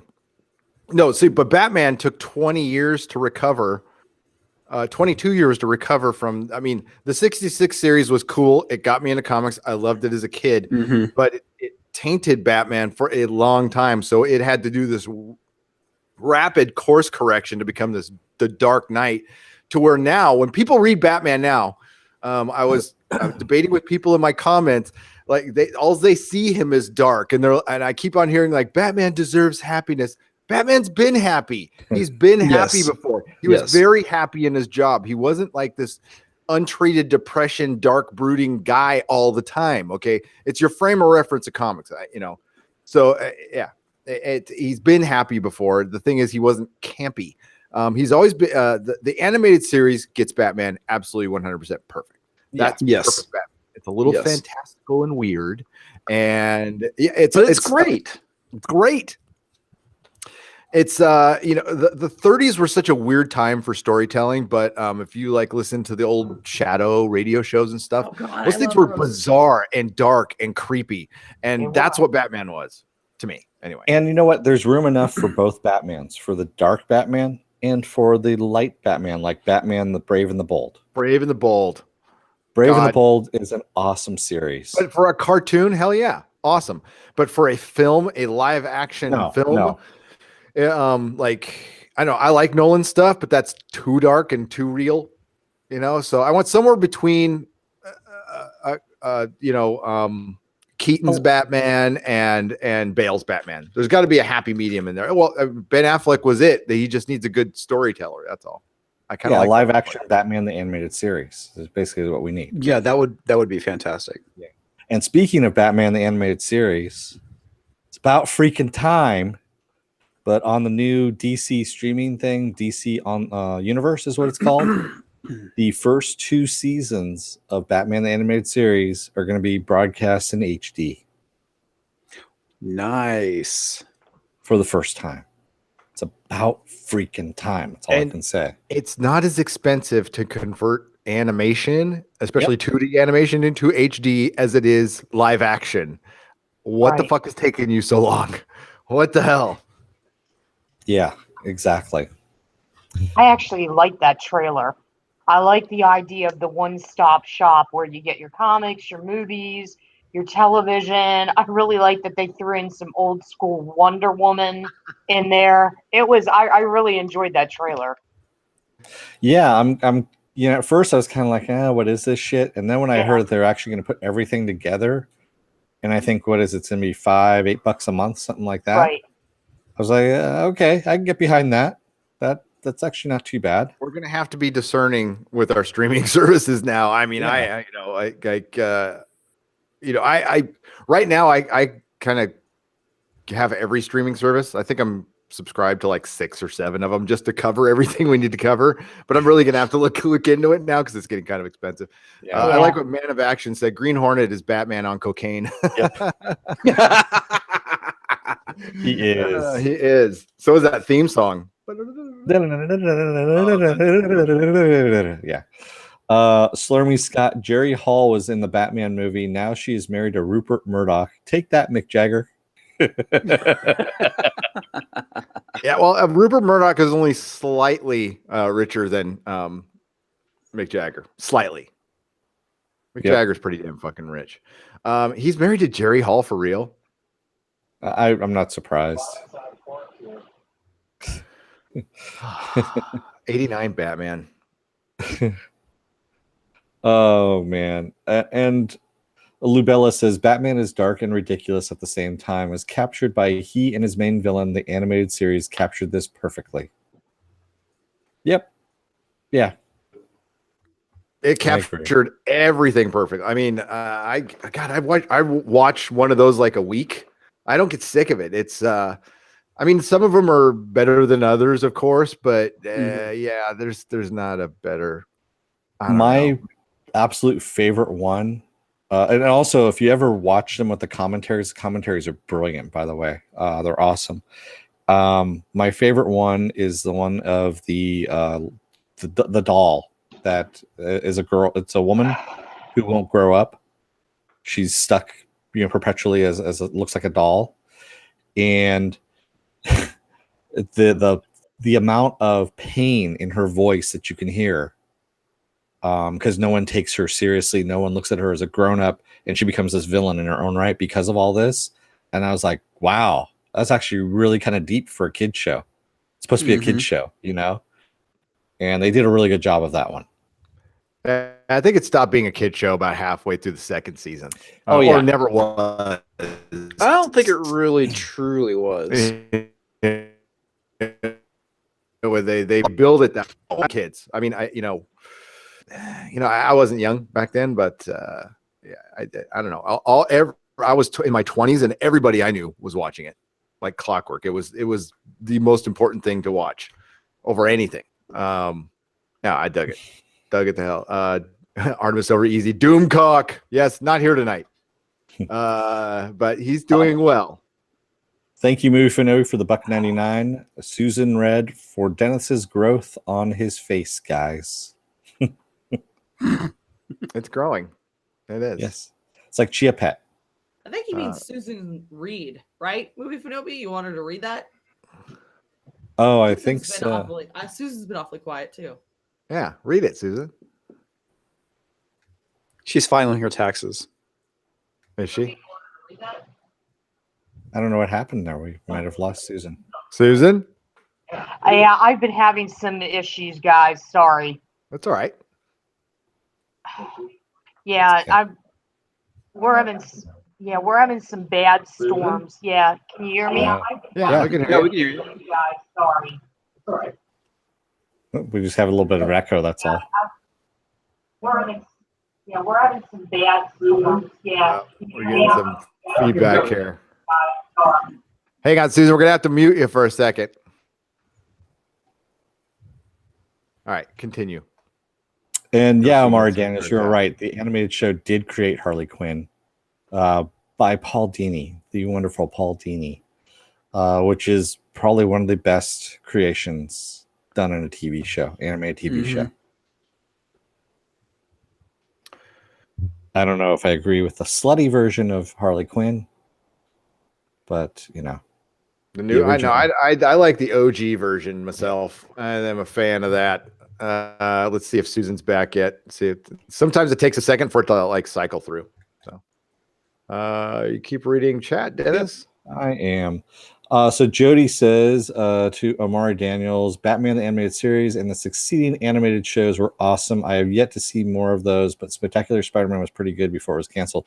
If you want to watch something that's actually really good too, Batman Beyond. Batman Beyond. Oh yeah, I love Batman Beyond. It's hilarious, the story behind that, because they came to Bruce Timm and they said, hey, we really love what you're doing with Batman. We want a future version of Batman for kids. Can you make that? And Bruce Timm was like, oh, you want it for kids, huh? I don't think that's going to happen. So here's a really dark version of it that's set in the future where everything is a dystopian nightmare. And enjoy. And it's probably one of the darkest, kid shows you're going to see. And yeah, and Omar Daniels' Return of the Joker was really damn good too. Oh yeah, Get it was the uncut version, not the edited version. The edited version sucks. So, yeah, what happened to Tim Drake in that is just, it's just wrong. But good. It was so good. Yeah, it was good. It's just really, really good, and probably one of the best Joker stories you're going to get. Mm-hmm. Easily one of the best Joker stories. So I can't. How many recommend seasons that did that run for? Was it 2? 3. I Batman have Returns? it 3? here. I believe it's 3. Yes, and then also he had a couple episodes here and there in Justice League as well, because they went into the future in Justice League. So it's kind of cool. You got a little bit of Warhawk, which was oh God, now I can't remember her name. So it was Green Lantern, John Stewart, and Hawkgirl. It was their kid, Warhawk. Yeah. Trying to get Susan back in here, guys. Yeah, no problem. How you doing, Feisty? Good. I'm just chill. It's hot, so I'm all my brain's mush. Yeah. Do you guys not have air conditioning in California? It depends on where you're at. I have air conditioning. That's what I'm sitting in right now. Is I'm sitting in air conditioned slumber, I guess you could say. I'm fine. Yeah, I can handle it. It's all good. His, Not he in this room. That's what I'll say. Hey, we have Susan back. Hello. Now my connection's my connection's not so great tonight. I'm in a guest house, so Susan, you might want to you- mute. yeah, Susan, I'm getting a bad echo from you. You got your headphones in? Yes. Okay. I don't know why I'm getting an echo. That's weird. I think it sounds like it stopped. Yeah, now it's stopped. Yeah. All right. Yeah, Omar Daniels. He says I think Beyond continued in Justice League Unlimited. Yeah, just for a couple episodes, but it was still really good. Persian Scribe says my ex-girlfriend always tried to get me to go to Bloodbath and Beyond, or whatever it's called. Bed Bath and Beyond. Yes. I don't know what that was What's about. good? DLS Master says, I like when in the comics when Harley Quinn and Poison Ivy are together, since they actually get each other and know each other as well and support each other through thick and thin. Well, good news is if you like that, then on DC Universe, they're going to have an animated series with Harley Quinn and Poison Ivy. And Batgirl, if I'm not mistaken, as well. It's supposed to be the like the Gotham City Sirens. Viking Bitch says, one day I will appear covered in chicken blood. That's actually our anniversary episode, Viking Bitch. That'll be happening. Big plans for that one. 10 chickens minimum. There we go. Yeah, Sir Cabbage Knight Static Shock was also awesome. I love that show. That was a good one. And it's actually a good character, too. They really need to bring that character back. And as a matter of fact, Static Shock is going to be a character in the new season of Young Justice. That's going to be on, again, DC Universe. I can't wait for this, dude. I know it's a bunch of stuff that's already out there and they're just consolidating it. And I don't give a shit. We're going to get, I mean, like, I don't care about the digital comics. Yeah, I know. But they're mostly consolidating stuff that's already out there, but this is the future and they're getting there first. I'm kind of shocked it's DC, but I'm happy. And it's because they have so many platforms set up. So I will make this prediction right now. I think it's DC's time. I think they're coming hard at Comic-Con. They're actually putting some serious effort into raising their brand up a level. And I think what happens is when you eat shit enough, this is the great thing about competition, you get innovation. And I think they have the right people there. It's going to take a couple years, but I think Marvel made a huge mistake missing Con. It'll be a mistake if DC was able to get some kind of traction, because if they start getting traction on them, they're going to be in trouble. They're going to have some real competition. That'll force Disney to get innovative because right now the stuff that's coming down the pike looks bland as hell. I'll be honest with you. After Avengers 4, it looked kind of bland. It does. Yes. So hopefully it makes them raise their game. I think the other thing too, I'm calling this as well. I think within probably the next 2 years, you're going to start seeing DC kicking in Marvel's teeth in the comic sales. But yeah. And I couldn't agree more. And I think it's purely because they pay more. It can really be put down. They pay more. They're going to get better talent because they pay more. Yes. And their art's better. Their stories are better. They haven't been perfect, but they're still far from being as bad as Marvel. And, hopefully it forces Marvel to turn around. Marvel, as long as the MCU protects Marvel Comics. As long as the MCU is doing fine, they don't give a shit. Well, and you're going to start seeing those numbers go down after the next Avengers movie. Yep. I wonder what Ant-Man did 11 million Thursday. Is that what I saw? Yeah. Which was better than Doctor Strange. Yep. Why is Marvel making the decision not to go to Comic-Con? That seems pretty stupid. D23. It's all Disney. Disney that's right. is under the false impression that people want to go to D23 and pay to basically just go and sit in like a couple of panels. They really don't have anything else other than panels. So they don't have a floor where people are selling stuff. They don't have any kind of interaction other than Disney stuff. So it's for the hardcore Disney fans. And really, yeah, D23 is a fan club website. Yeah. I had a friend who worked for them, and I did a little work for them, and met the guy who runs, like the CEO from that site and everything. It's run out of a huge building. It's right next to the Disney animation department. That's a big operation that I had never heard of prior to working there. I'm like, what's D23? I didn't even know what it was. I'm not a big Disney fan. This was in like 2011. The big deal. Yeah, it's a great question, Susan. The thing is, Marvel is going to be there. Like Marvel Comics has a bunch of panels planned. So they're there, and just Marvel not TV. the movies. Speaking of panels, you guys need to grab the Amazon Prime showcase because Naren Shankar from The Expanse is going to be on there. So they are doing an Expanse panel. Nice. Yeah, he's coming.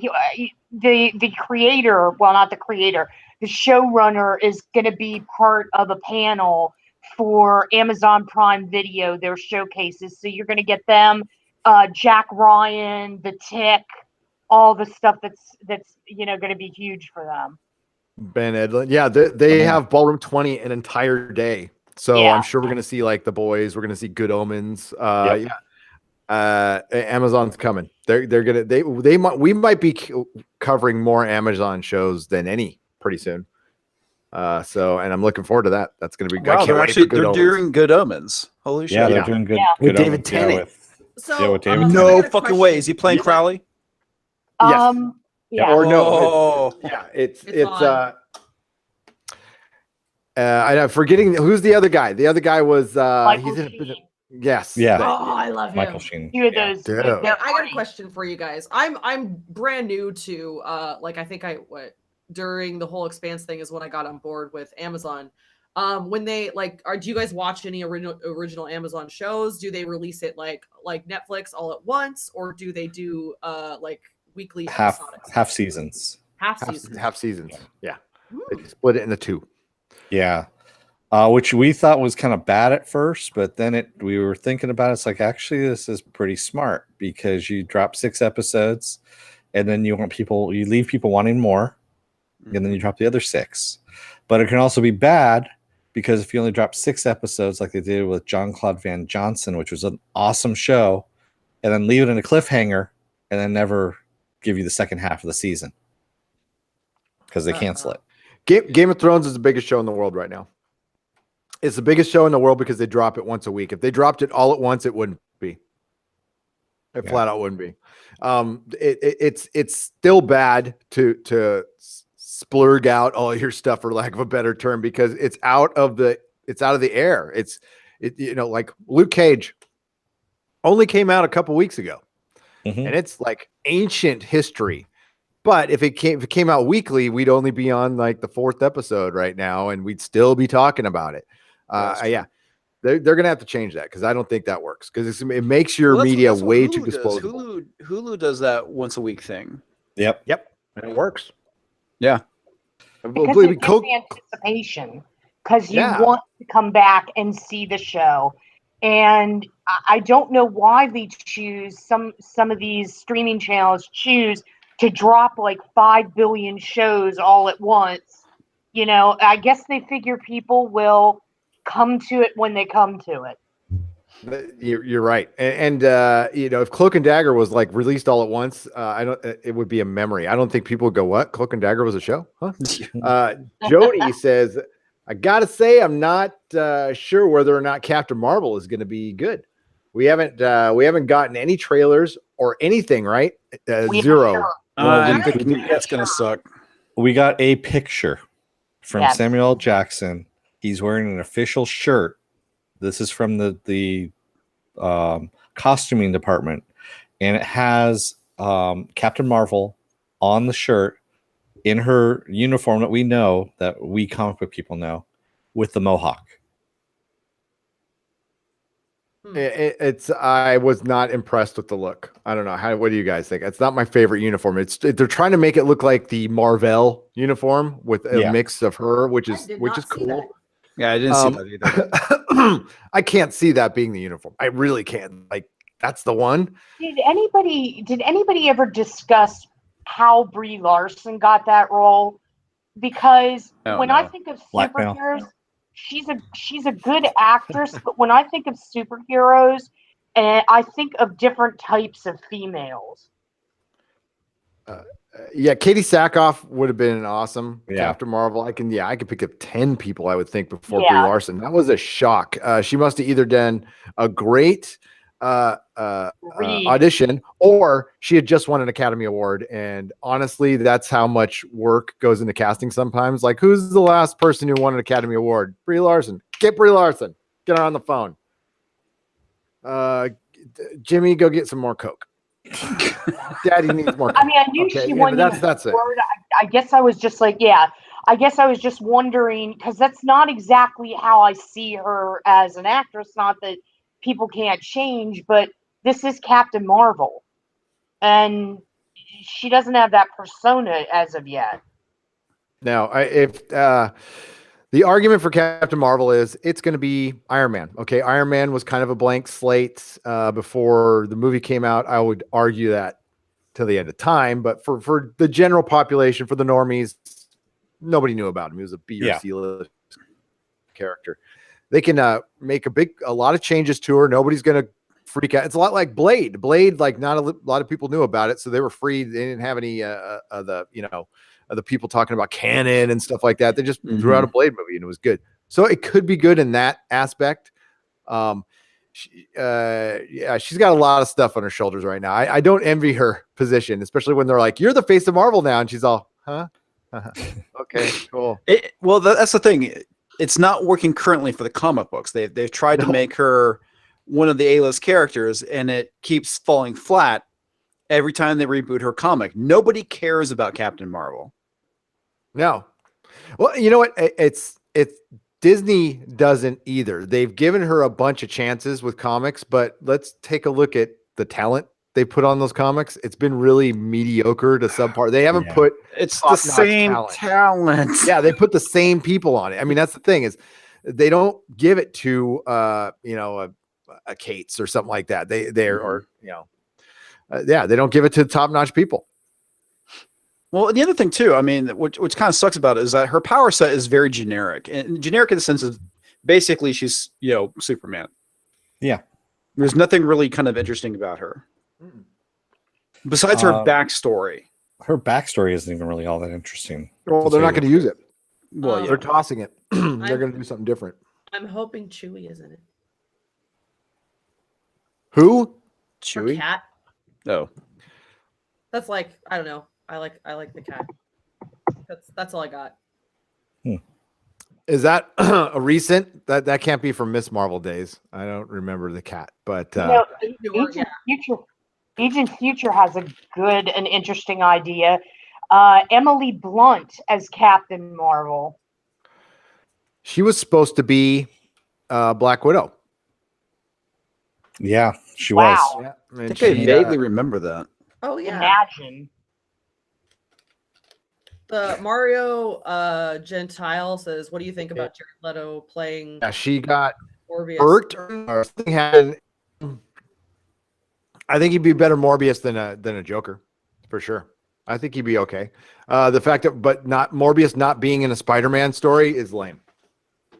Yeah. Unless all these movies are Sony trying to retain rights and jump on the MCU train and try to force themselves in the MCU.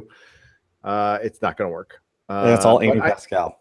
But It's I think all he's actually a kind of a good choice for that character, but I don't think they're going to make the movie. Sir Cabbage Knight said, I spoke to Nolan North at SF Comic-Con, and he said, if you would like to see a season 4 of Young Justice, please subscribe to DC streaming service. Nice. Hell yeah. Oh, done. They had me at DC streaming service. I was going to do it anyway. I hope we get a season 4, but they delayed season 3 again. Really? Yep. It's not coming out till 2019. Maybe I heard January, February. It was supposed to come out in fall and they pushed it back. Maybe they're just getting it right, or they want to spread things out. I don't know. Yeah. Well, I think they're waiting for the streaming service to come online, and then they're It's coming online next month. Yeah, I know, but I think what they're trying to do is they want to see because you know how you have to iron out the bugs and all that kind of stuff. Well, they're putting their live action show ahead of that. I mean, Young Justice is awesome, but it's not like their live action Titan show, which is going to come out in October. So, but I think also they're my not chance as far along.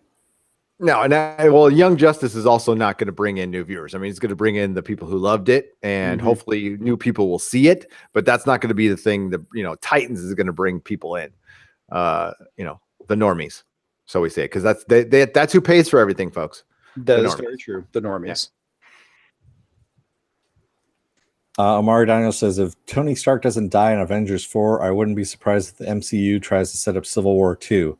Now, there's a way to turn audiences against Captain Marvel. Oh, jeez. Oh, well said. Here comes so the train wreck. Well, that means they would have to introduce the Inhumans again. So, womp, womp, womp. Yep. Oh, they could have another psychic or something like that. They could do it without the Inhumans. Honestly, the Inhumans weren't as pivotal. I like the Inhumans. Well, I get that, but I'm like the one person. The TV show? It's no. She's referring to the actual Like the comics. comic book, yeah. Okay, yeah, I was gonna My- say. I have a lot of hate towards the Inhumans and X-Men right now, mainly because of the Inhumans versus X-Men crossover. Oh, my friend, you need to pick up Death of the Inhumans. Oh wow.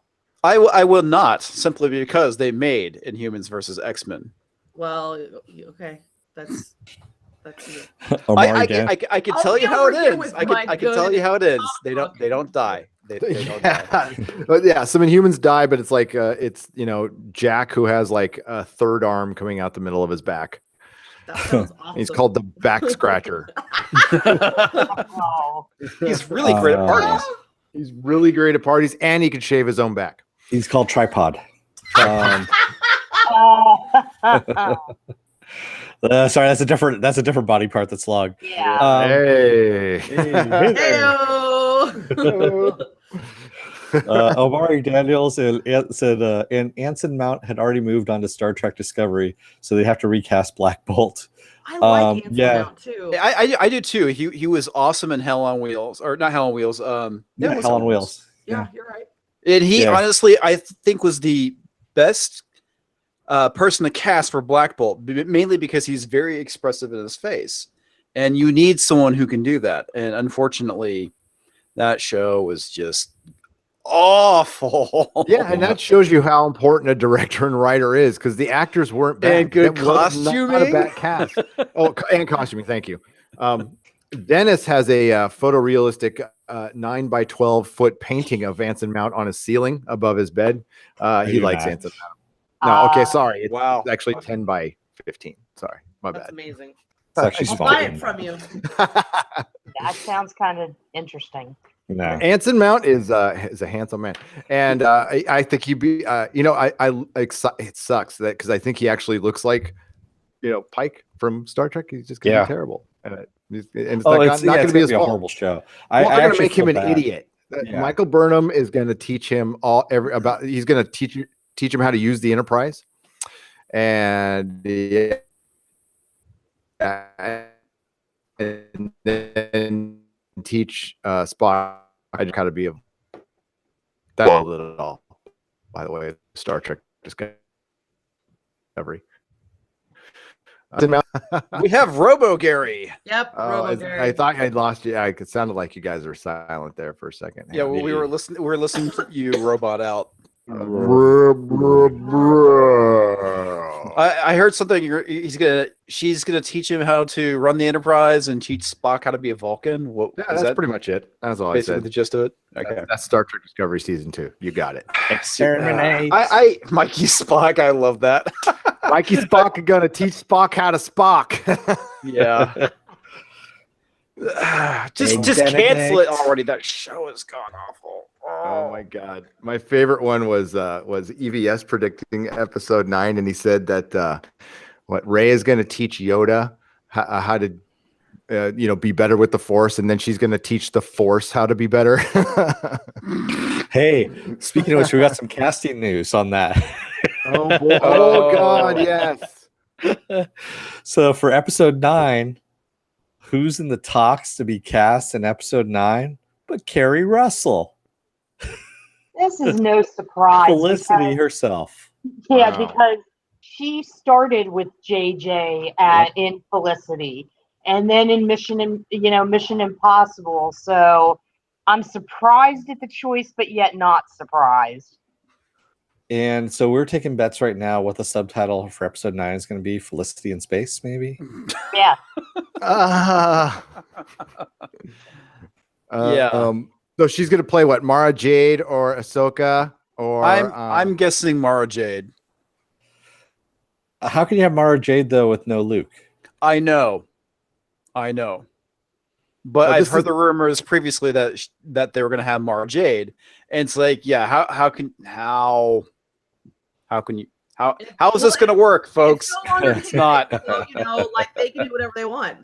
Those 40 books that I read as a young child are no longer canon. So Yeah. It's this. How they can do this is making my brain literally leak out my ear right now, because this is so fucking stupid. Amari Daniels has a great episode 9 tagline: "The search for Solo's money." Brilliant. That wins the night. Yeah, it's basically Spaceballs, episode 2, The Search for More Money. Exactly. Yeah, it's all in the product placement. It's all in the product placement. Well, there's none of that anymore. Schwartz be with you. There's none of that anymore. Yeah, she might. Johnny Papa says Kerry Russell deserves an Emmy for the last season of The Americans. Yeah, I heard it's really good. I still haven't watched it. Well, nothing against her personally. Yeah, nothing against her. It's J.J. Abrams, and like, is she going to be cast like she was in Star Trek? Like, is she going to be, a mom for 10 minutes and that's it? And that's the big news. I'm going to call it right now. She's Ray's mom. Really? Who's going to be? Yeah, I agree. I think so. Because there won't be a dad. Dad'll be gone or bad or dead or did something stupid or something like that. There will definitely not be a dad. He'll be smuggling space coke. Space coke, exactly. Space coke. And Kerry Russell's character will be queen of some universe or something like that. That they're force adaptive to the point where they don't need to learn how to use it. They just know. Yes. They're born with it. They're born with it. Oh yeah. Maybe it's Maybelline. I could not resist it. So yeah. Maybe it's the Force. Maybe it's Maybelline. Maybe they're the same thing. But oh man. Yeah. I'm depressed. This is going so well. Mario Gentile says, I want Rey to be a reincarnated Anakin Skywalker / chosen one. Well, oddly enough, that was one of the theories that was floating around. Oh yeah, I think they tried, like, and we've said this before, and we'll drop Star Wars as soon as possible. But because I'm really bored of it, I don't care. This is like arguing like who's gonna be Bumblebee and like I in Transformers. I could care less. They tried to bring Vader back so bad. They will. They'll find a way. I mean, they're just gonna remake the trilogy. I mean, it's just a matter of time. Amari Daniel says, plot twist, maybe Admiral Holdo is the wife of Rey's mother. What a twist. I don't know how people can still be even angry anymore about it, honestly. Yeah, it's become a joke. I'm so apathetic. Yeah, it's like I just want to stop, man. You win. Please you can stop. have it. Yes. Give Rianne 9 movies. I don't care. Thank you. The Force is female. You can keep it, Kathleen. I don't want it anymore. It's fine. It's dead to me. You've accomplished what you wanted. Not giving a shit about the fans. Take care. You win. You know what? Star Wars has become to me now. Star Wars to me, has become toilet water. Whenever you've gone to a shoe store in order to try on shoes, like say you've been wearing flip-flops. See, in Southern California, we wear flip-flops a lot. So, and you want to try on some shoes, and they give you those used the foot protectors, those used socks. Yes, that's what Star Wars has become to me now. It's the used socks that they're trying to hand to me. It's like, hey, no, I don't want it. Thanks, I'm good. I'm gonna go back home. I'm gonna go get my own. Star Wars is Birkenstocks. You went to go get shoes and they tried to give you Birkenstocks, and they've been like on a hippie feet for 20 years. Like that's what it is to me. So sorry, that was a bad picture. I apologize to everybody. Wow. But that's so accurate though.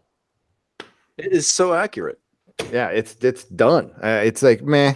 And that's why that's why I marvel at and it's not out of jealous. I don't care. I would not. I mean, like, I wouldn't want to build my channel around that, no matter what. But I marvel that like people's channels are getting huge off that stuff, and credit to them. That's awesome. How can somebody stay mad about something for so long? It's not good for you. It really isn't. Get over it. Crazy Carlo says, "Hey, if you complain about Ocean's 8, you're a hateful white male racist bigot." That's why I didn't see it. That's a lot in theaters. I thought I might have been sick that day that it was released, the day that it was out. Because I think it was only out for one day, right? Now, that whole critic proofing thing, which is the only reason they really try to do it, is yeah, it's funny. It's funny. What's funny is the fact that people actually believe it. Oh yeah. Well, you know, yeah, we all believe a lot of weird stuff. I believe a lot of weird stuff, so I can't judge on that one. You know, Ancient Aliens. By the way, that's a great segue to Susan and I will be covering Ancient Aliens. There's I don't know why it just hit me. I was watching an old one. I'm like, God, I wonder when season 13 is. And I looked up and it's like you know, most of it's already played. I guess it started in May. And then you want to talk about weird scheduling. They took a 1 month break to show 2 more shows. So the last 2 episodes of, which is bizarre, are July 20th during con and 27th. So Susan and I will be covering them both. And maybe we'll do like a precursor show to cover all of season 13 up to then. And I could those could be 5-hour live streams. I could talk about that shit all. He has. Gary. Yes. Fuck Star Wars. Give me some Giorgio. My favorite is whatever they say. Ancient astronaut theorist say, but they never name any names.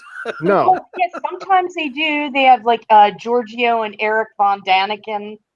And they are the ancient alien they theorists. should say their names rather than ancient alien theorists. Yeah. These 2 guys who smoke a lot of pot say that this is what happens. Most of the people they have on aren't like full on ancient alien theorists. Like some are, but like if you see a Robert Schock on there, or I even think they've had Graham Hancock on once or twice. David Hatcher Childress toes the party line, but I don't think he totally believes that stuff, which is fine. I love David Hatcher Childress. He's got the weirdest cadence how he talks, just like this. I'm David Hatcher Childress. You know, sounds like a Simpsons character. I love watching that stuff, but it's such garbage, though. I'm not going to say the it's one aliens. thing it's done. Okay, that even Robert Schock said this. The one thing it has done is got people curious about the megalithic age and the Stone Age. Not necessarily leading them to the alien hypothesis, but going deeper and getting into the whole ancient civilization thing, and it's really helped with that. So I guess that's good.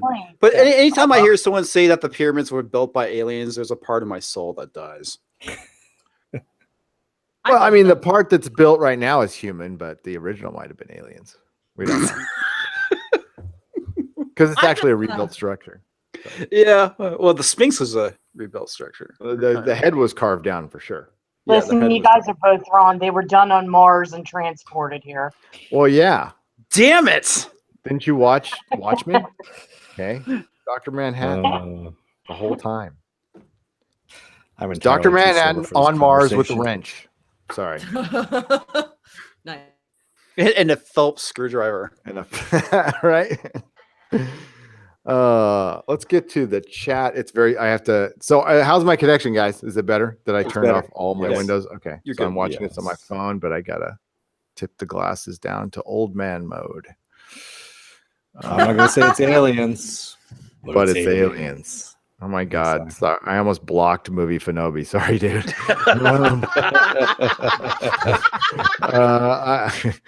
I would trust you to build a bike from store crafted. That's random movie. Gary, I would trust you to build me a bike from stone crafted wheels. I guess I could carve out some circles. I can draw one. I don't know. I'm not very good at building things.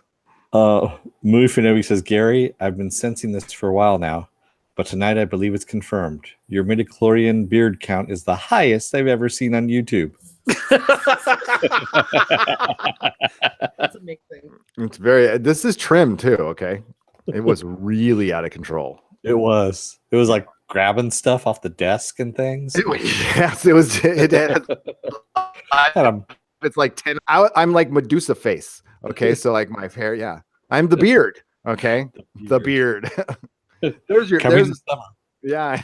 There's that title has so many levels. Oh no, you could be the beard superhero and like you're in a fake marriage to a superpowered lesbian, right? So yeah, you could really go with this.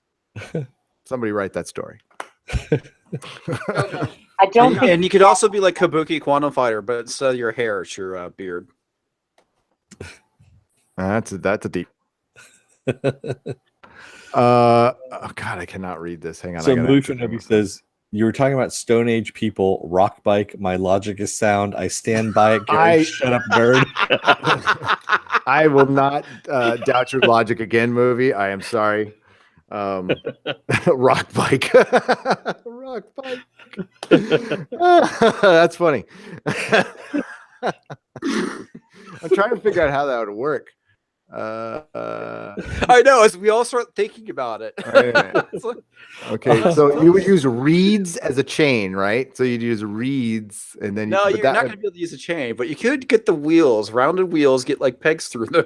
Yeah, no, what they you get just a be able to tree. coast. Yeah, You get couldn't a pedal anywhere, tree though. for like the bike body. Didn't they build this on Gilligan's Island with some coconuts and Yeah, some probably. vines? they did. Probably. Sounds like it. Well, they had the motherfucking professor. Okay. Well, yeah, the professor could do anything except get him off the goddamn island. Yeah, that dude could probably make plutonium out of coconut juice. I think he did at one point. He did. It's in Dennis's head right now as we speak. Slush, slush, slush. Yeah, and you know what? How's your father says the internet really ruined all this aliens, UFO, ghost stuff. Too easy to fact check. I read something recently that said that UFO sightings have gone down drastically in just the last like 5 years. They gave up. No, that's I think MUFON still gets the same amount of calls in. No, it's but from the thing is MUFON. It was actually from they're MUFON. doubted more. MUFON's pretty good. I don't. Well, okay, drastically in the last month or year. No, the last 5 years they said it's dropped. Here, I'm gonna go 30%, if I they remember were correct. up last year when I was listening to them on Coast to Coast, but I could be wrong. Maybe. Yeah, Maybe so- the thing is, like, you have too much competition. There's all drones. There's easy to fake stuff now. Yeah. but- okay. Listen, if you think we're alone in the universe, then you think No. this flat. Okay, come on, people. Let's be real. Whether they're visiting here and stuff, we can debate that till the end of time. But yeah, that's crazy to think we're alone. I don't know, man. That's when you start like learning about the filters that life has to pass to actually survive, it starts getting really depressing on maybe we could be the only intelligent life out there. That's not Because insane. well, not saying that we're so special, but it's the idea that civilizations hit points that usually end up getting themselves killed off. Either be it because of like something like global warming, some sort of like nuclear attack, stuff like that. Well, that's based on just our palate. Okay. And we can go on and think that our whatever that is the only way that life forms. And well, I'm it's not. I'm not saying that it's the only way. can But form right in now, so the many different universe ways. is so You gotta disgusting. White. think 4 and 5 and 6 dimensionally, like they might not even be in our realm. Okay. Like, and like you have to like what is it? Graham Hancock says, not saying he's the authority on this shit, but if you do the DMT thing, is the only way you can actually communicate with other things because they're on a whole other frequency or something like that. It gets way too deep for my intelligence, but I'm just gonna say this right now, comics. You drop the dime in the jukebox, now you gotta listen to the music. fucking thing. Oh, no, I can. Oh, trust me, I can go toe to toe on this stuff. We're Well, stupid see, monkeys. DMT Okay. So I just did an article about Warren Johnson in Las Vegas claims that there's a time warp on one of the freeways in Vegas on the outskirts. He had a DMT meter. He had that, and it has a 100-foot cord. So he went and took some readings, and there's a whole science behind how, the signals have to bounce off of each other, travel back. That's how you can tell if there's an anomaly like a UFO or a ghost or what have you. Chances are, and I do, love Ancient Aliens, and I've watched the show for years, but in certain cases, especially with this gentleman, I don't think it was what he hopes it would be, a time warp. I think it was more 120 degrees in the Vegas desert, and the sensors on the 100-foot cord were wonky, and they expanded. Well, Now that's because yeah. for time warp to be here, we have to have some sort of gravitational pull. And as far as I know, we don't have black holes on Earth, although people could argue that the Bermuda Triangle is one.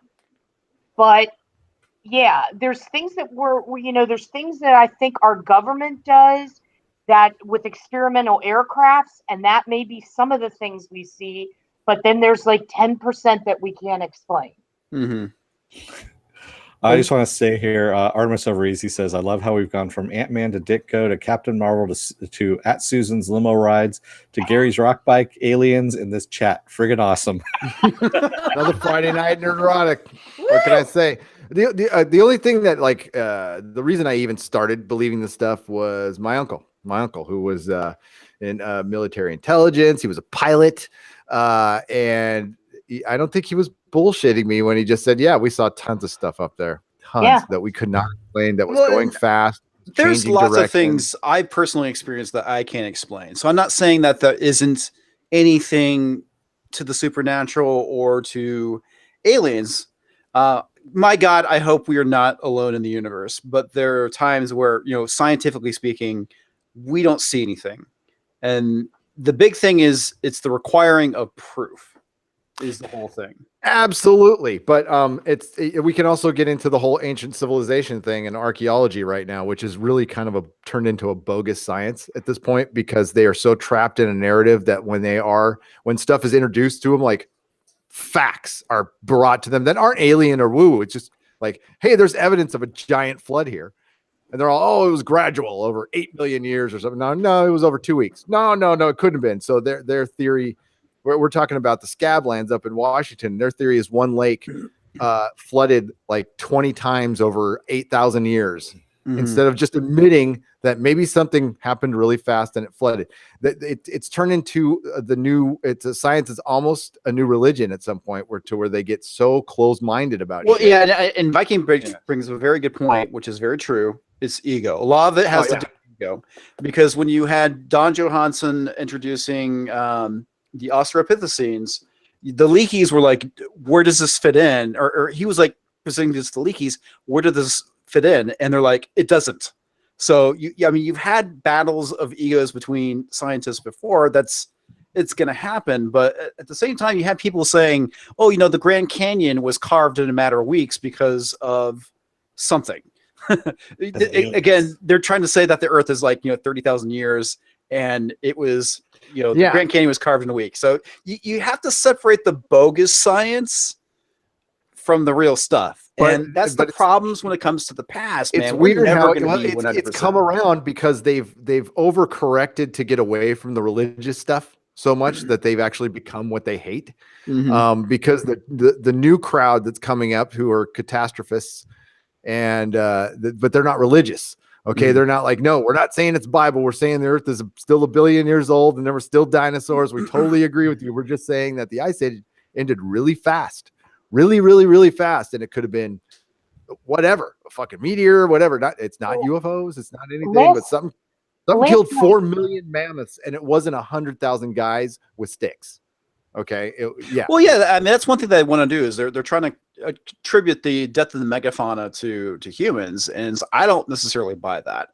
No, I'm not saying we didn't contribute to that, but I don't buy the fact that the megafauna died off because of people.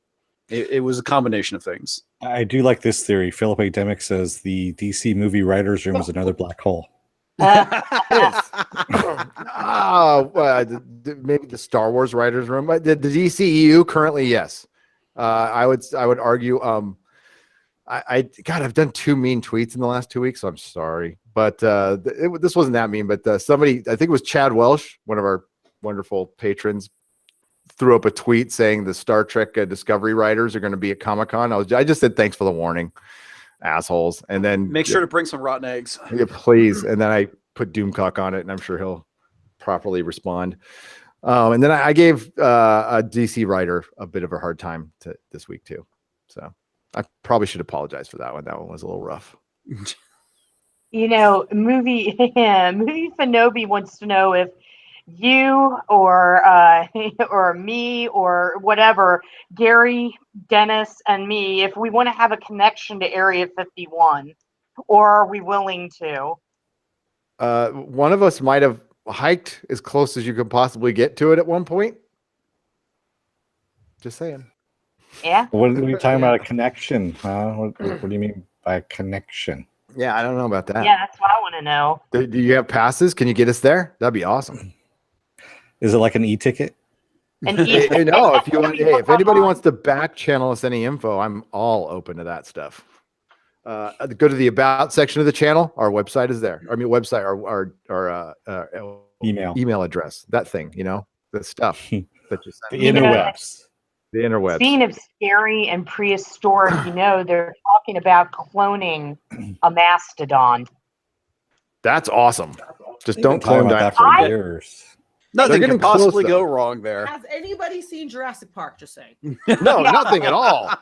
I don't know how to feel about that because when I was listening to this program and watching it, they were talking about how they're going to try to inject the DNA into a modern day elephant. Yeah. And that kind of scares me because I don't know. I keep thinking altered states. I don't know. But when we start to want to reawaken these species, they're extinct for a reason. Yeah, I know. I was just about to go there. They're extinct for a reason. We shouldn't. Yeah. I don't think we should be fucking around with this stuff.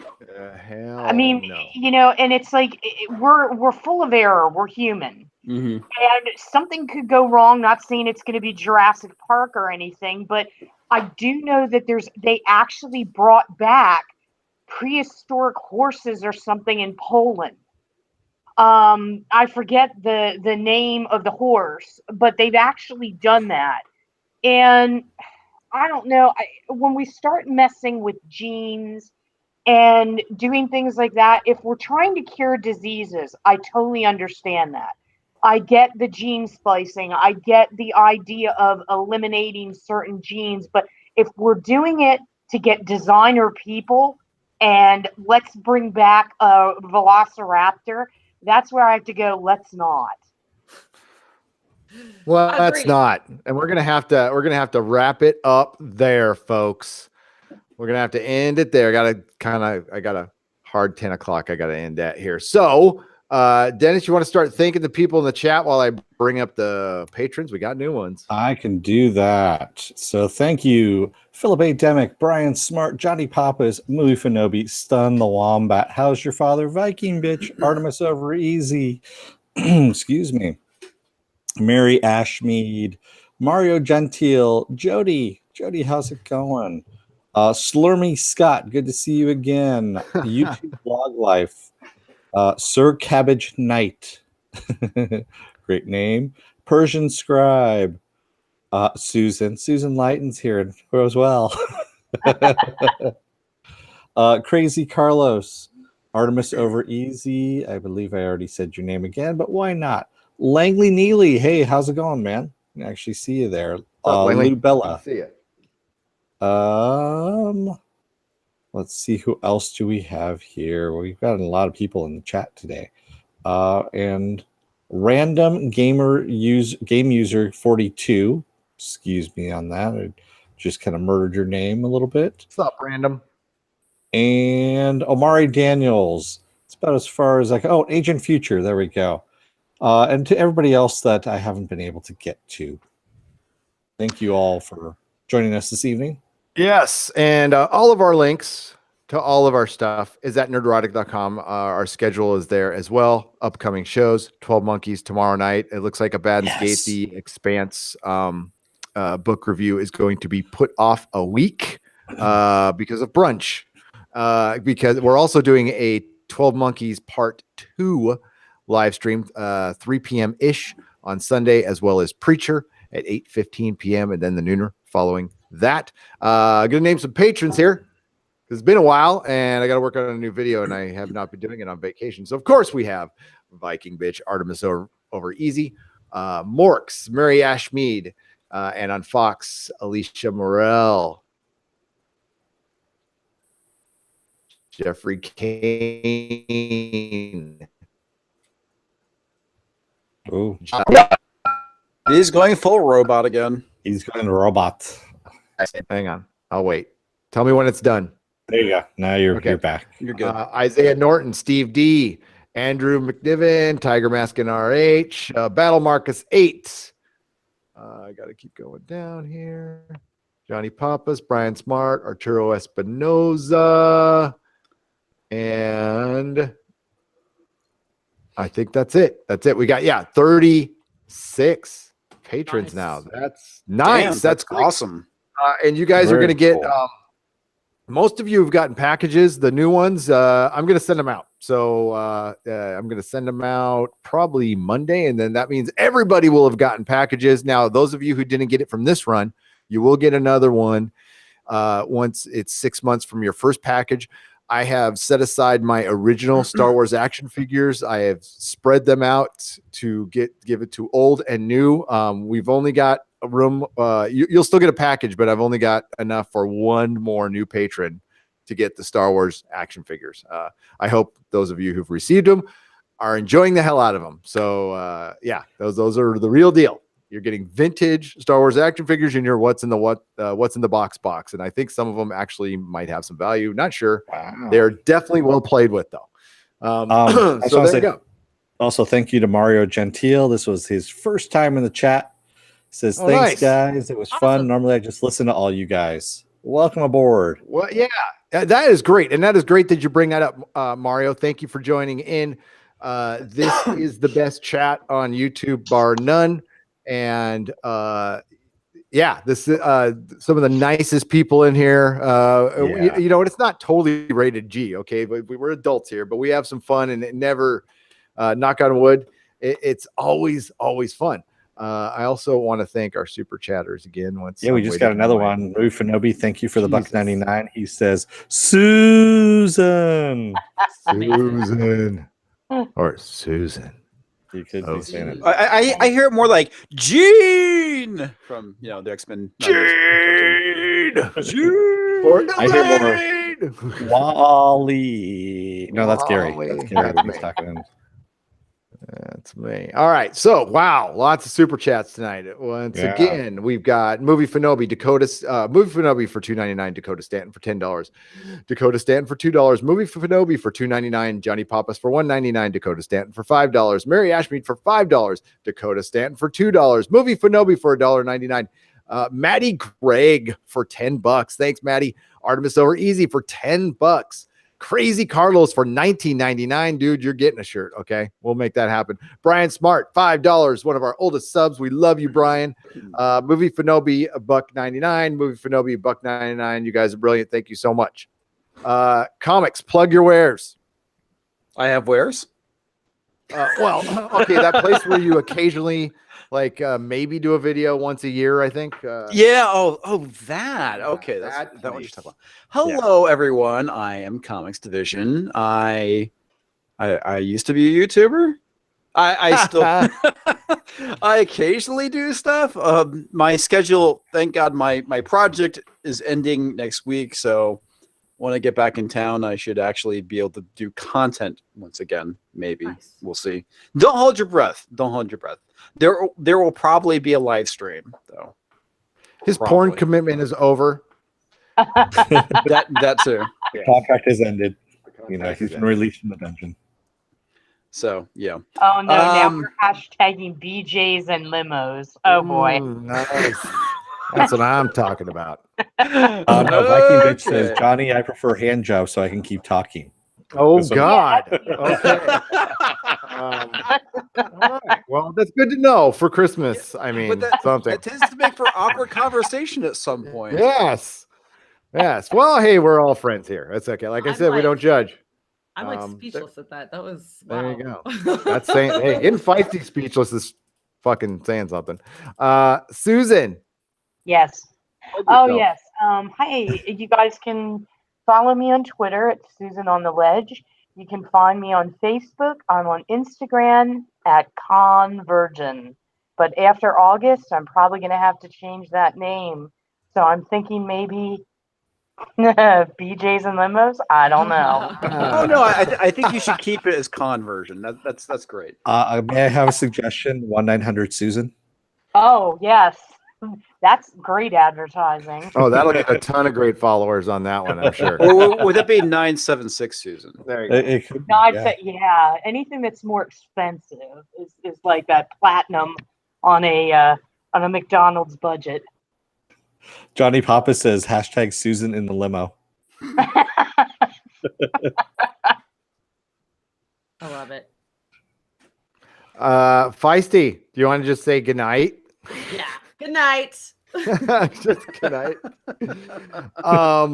And Dennis, it's good to have you back, man. And Like, yeah, it's good to and be back. it's great having you all here. Was a really good, great time tonight, guys. Friday night is definitely the thing I look forward to the most. And we'll see you all for 12 Monkeys tomorrow. May the small folks sing songs of your greatness. Good night, everybody. Good Good night, night, everyone. everybody.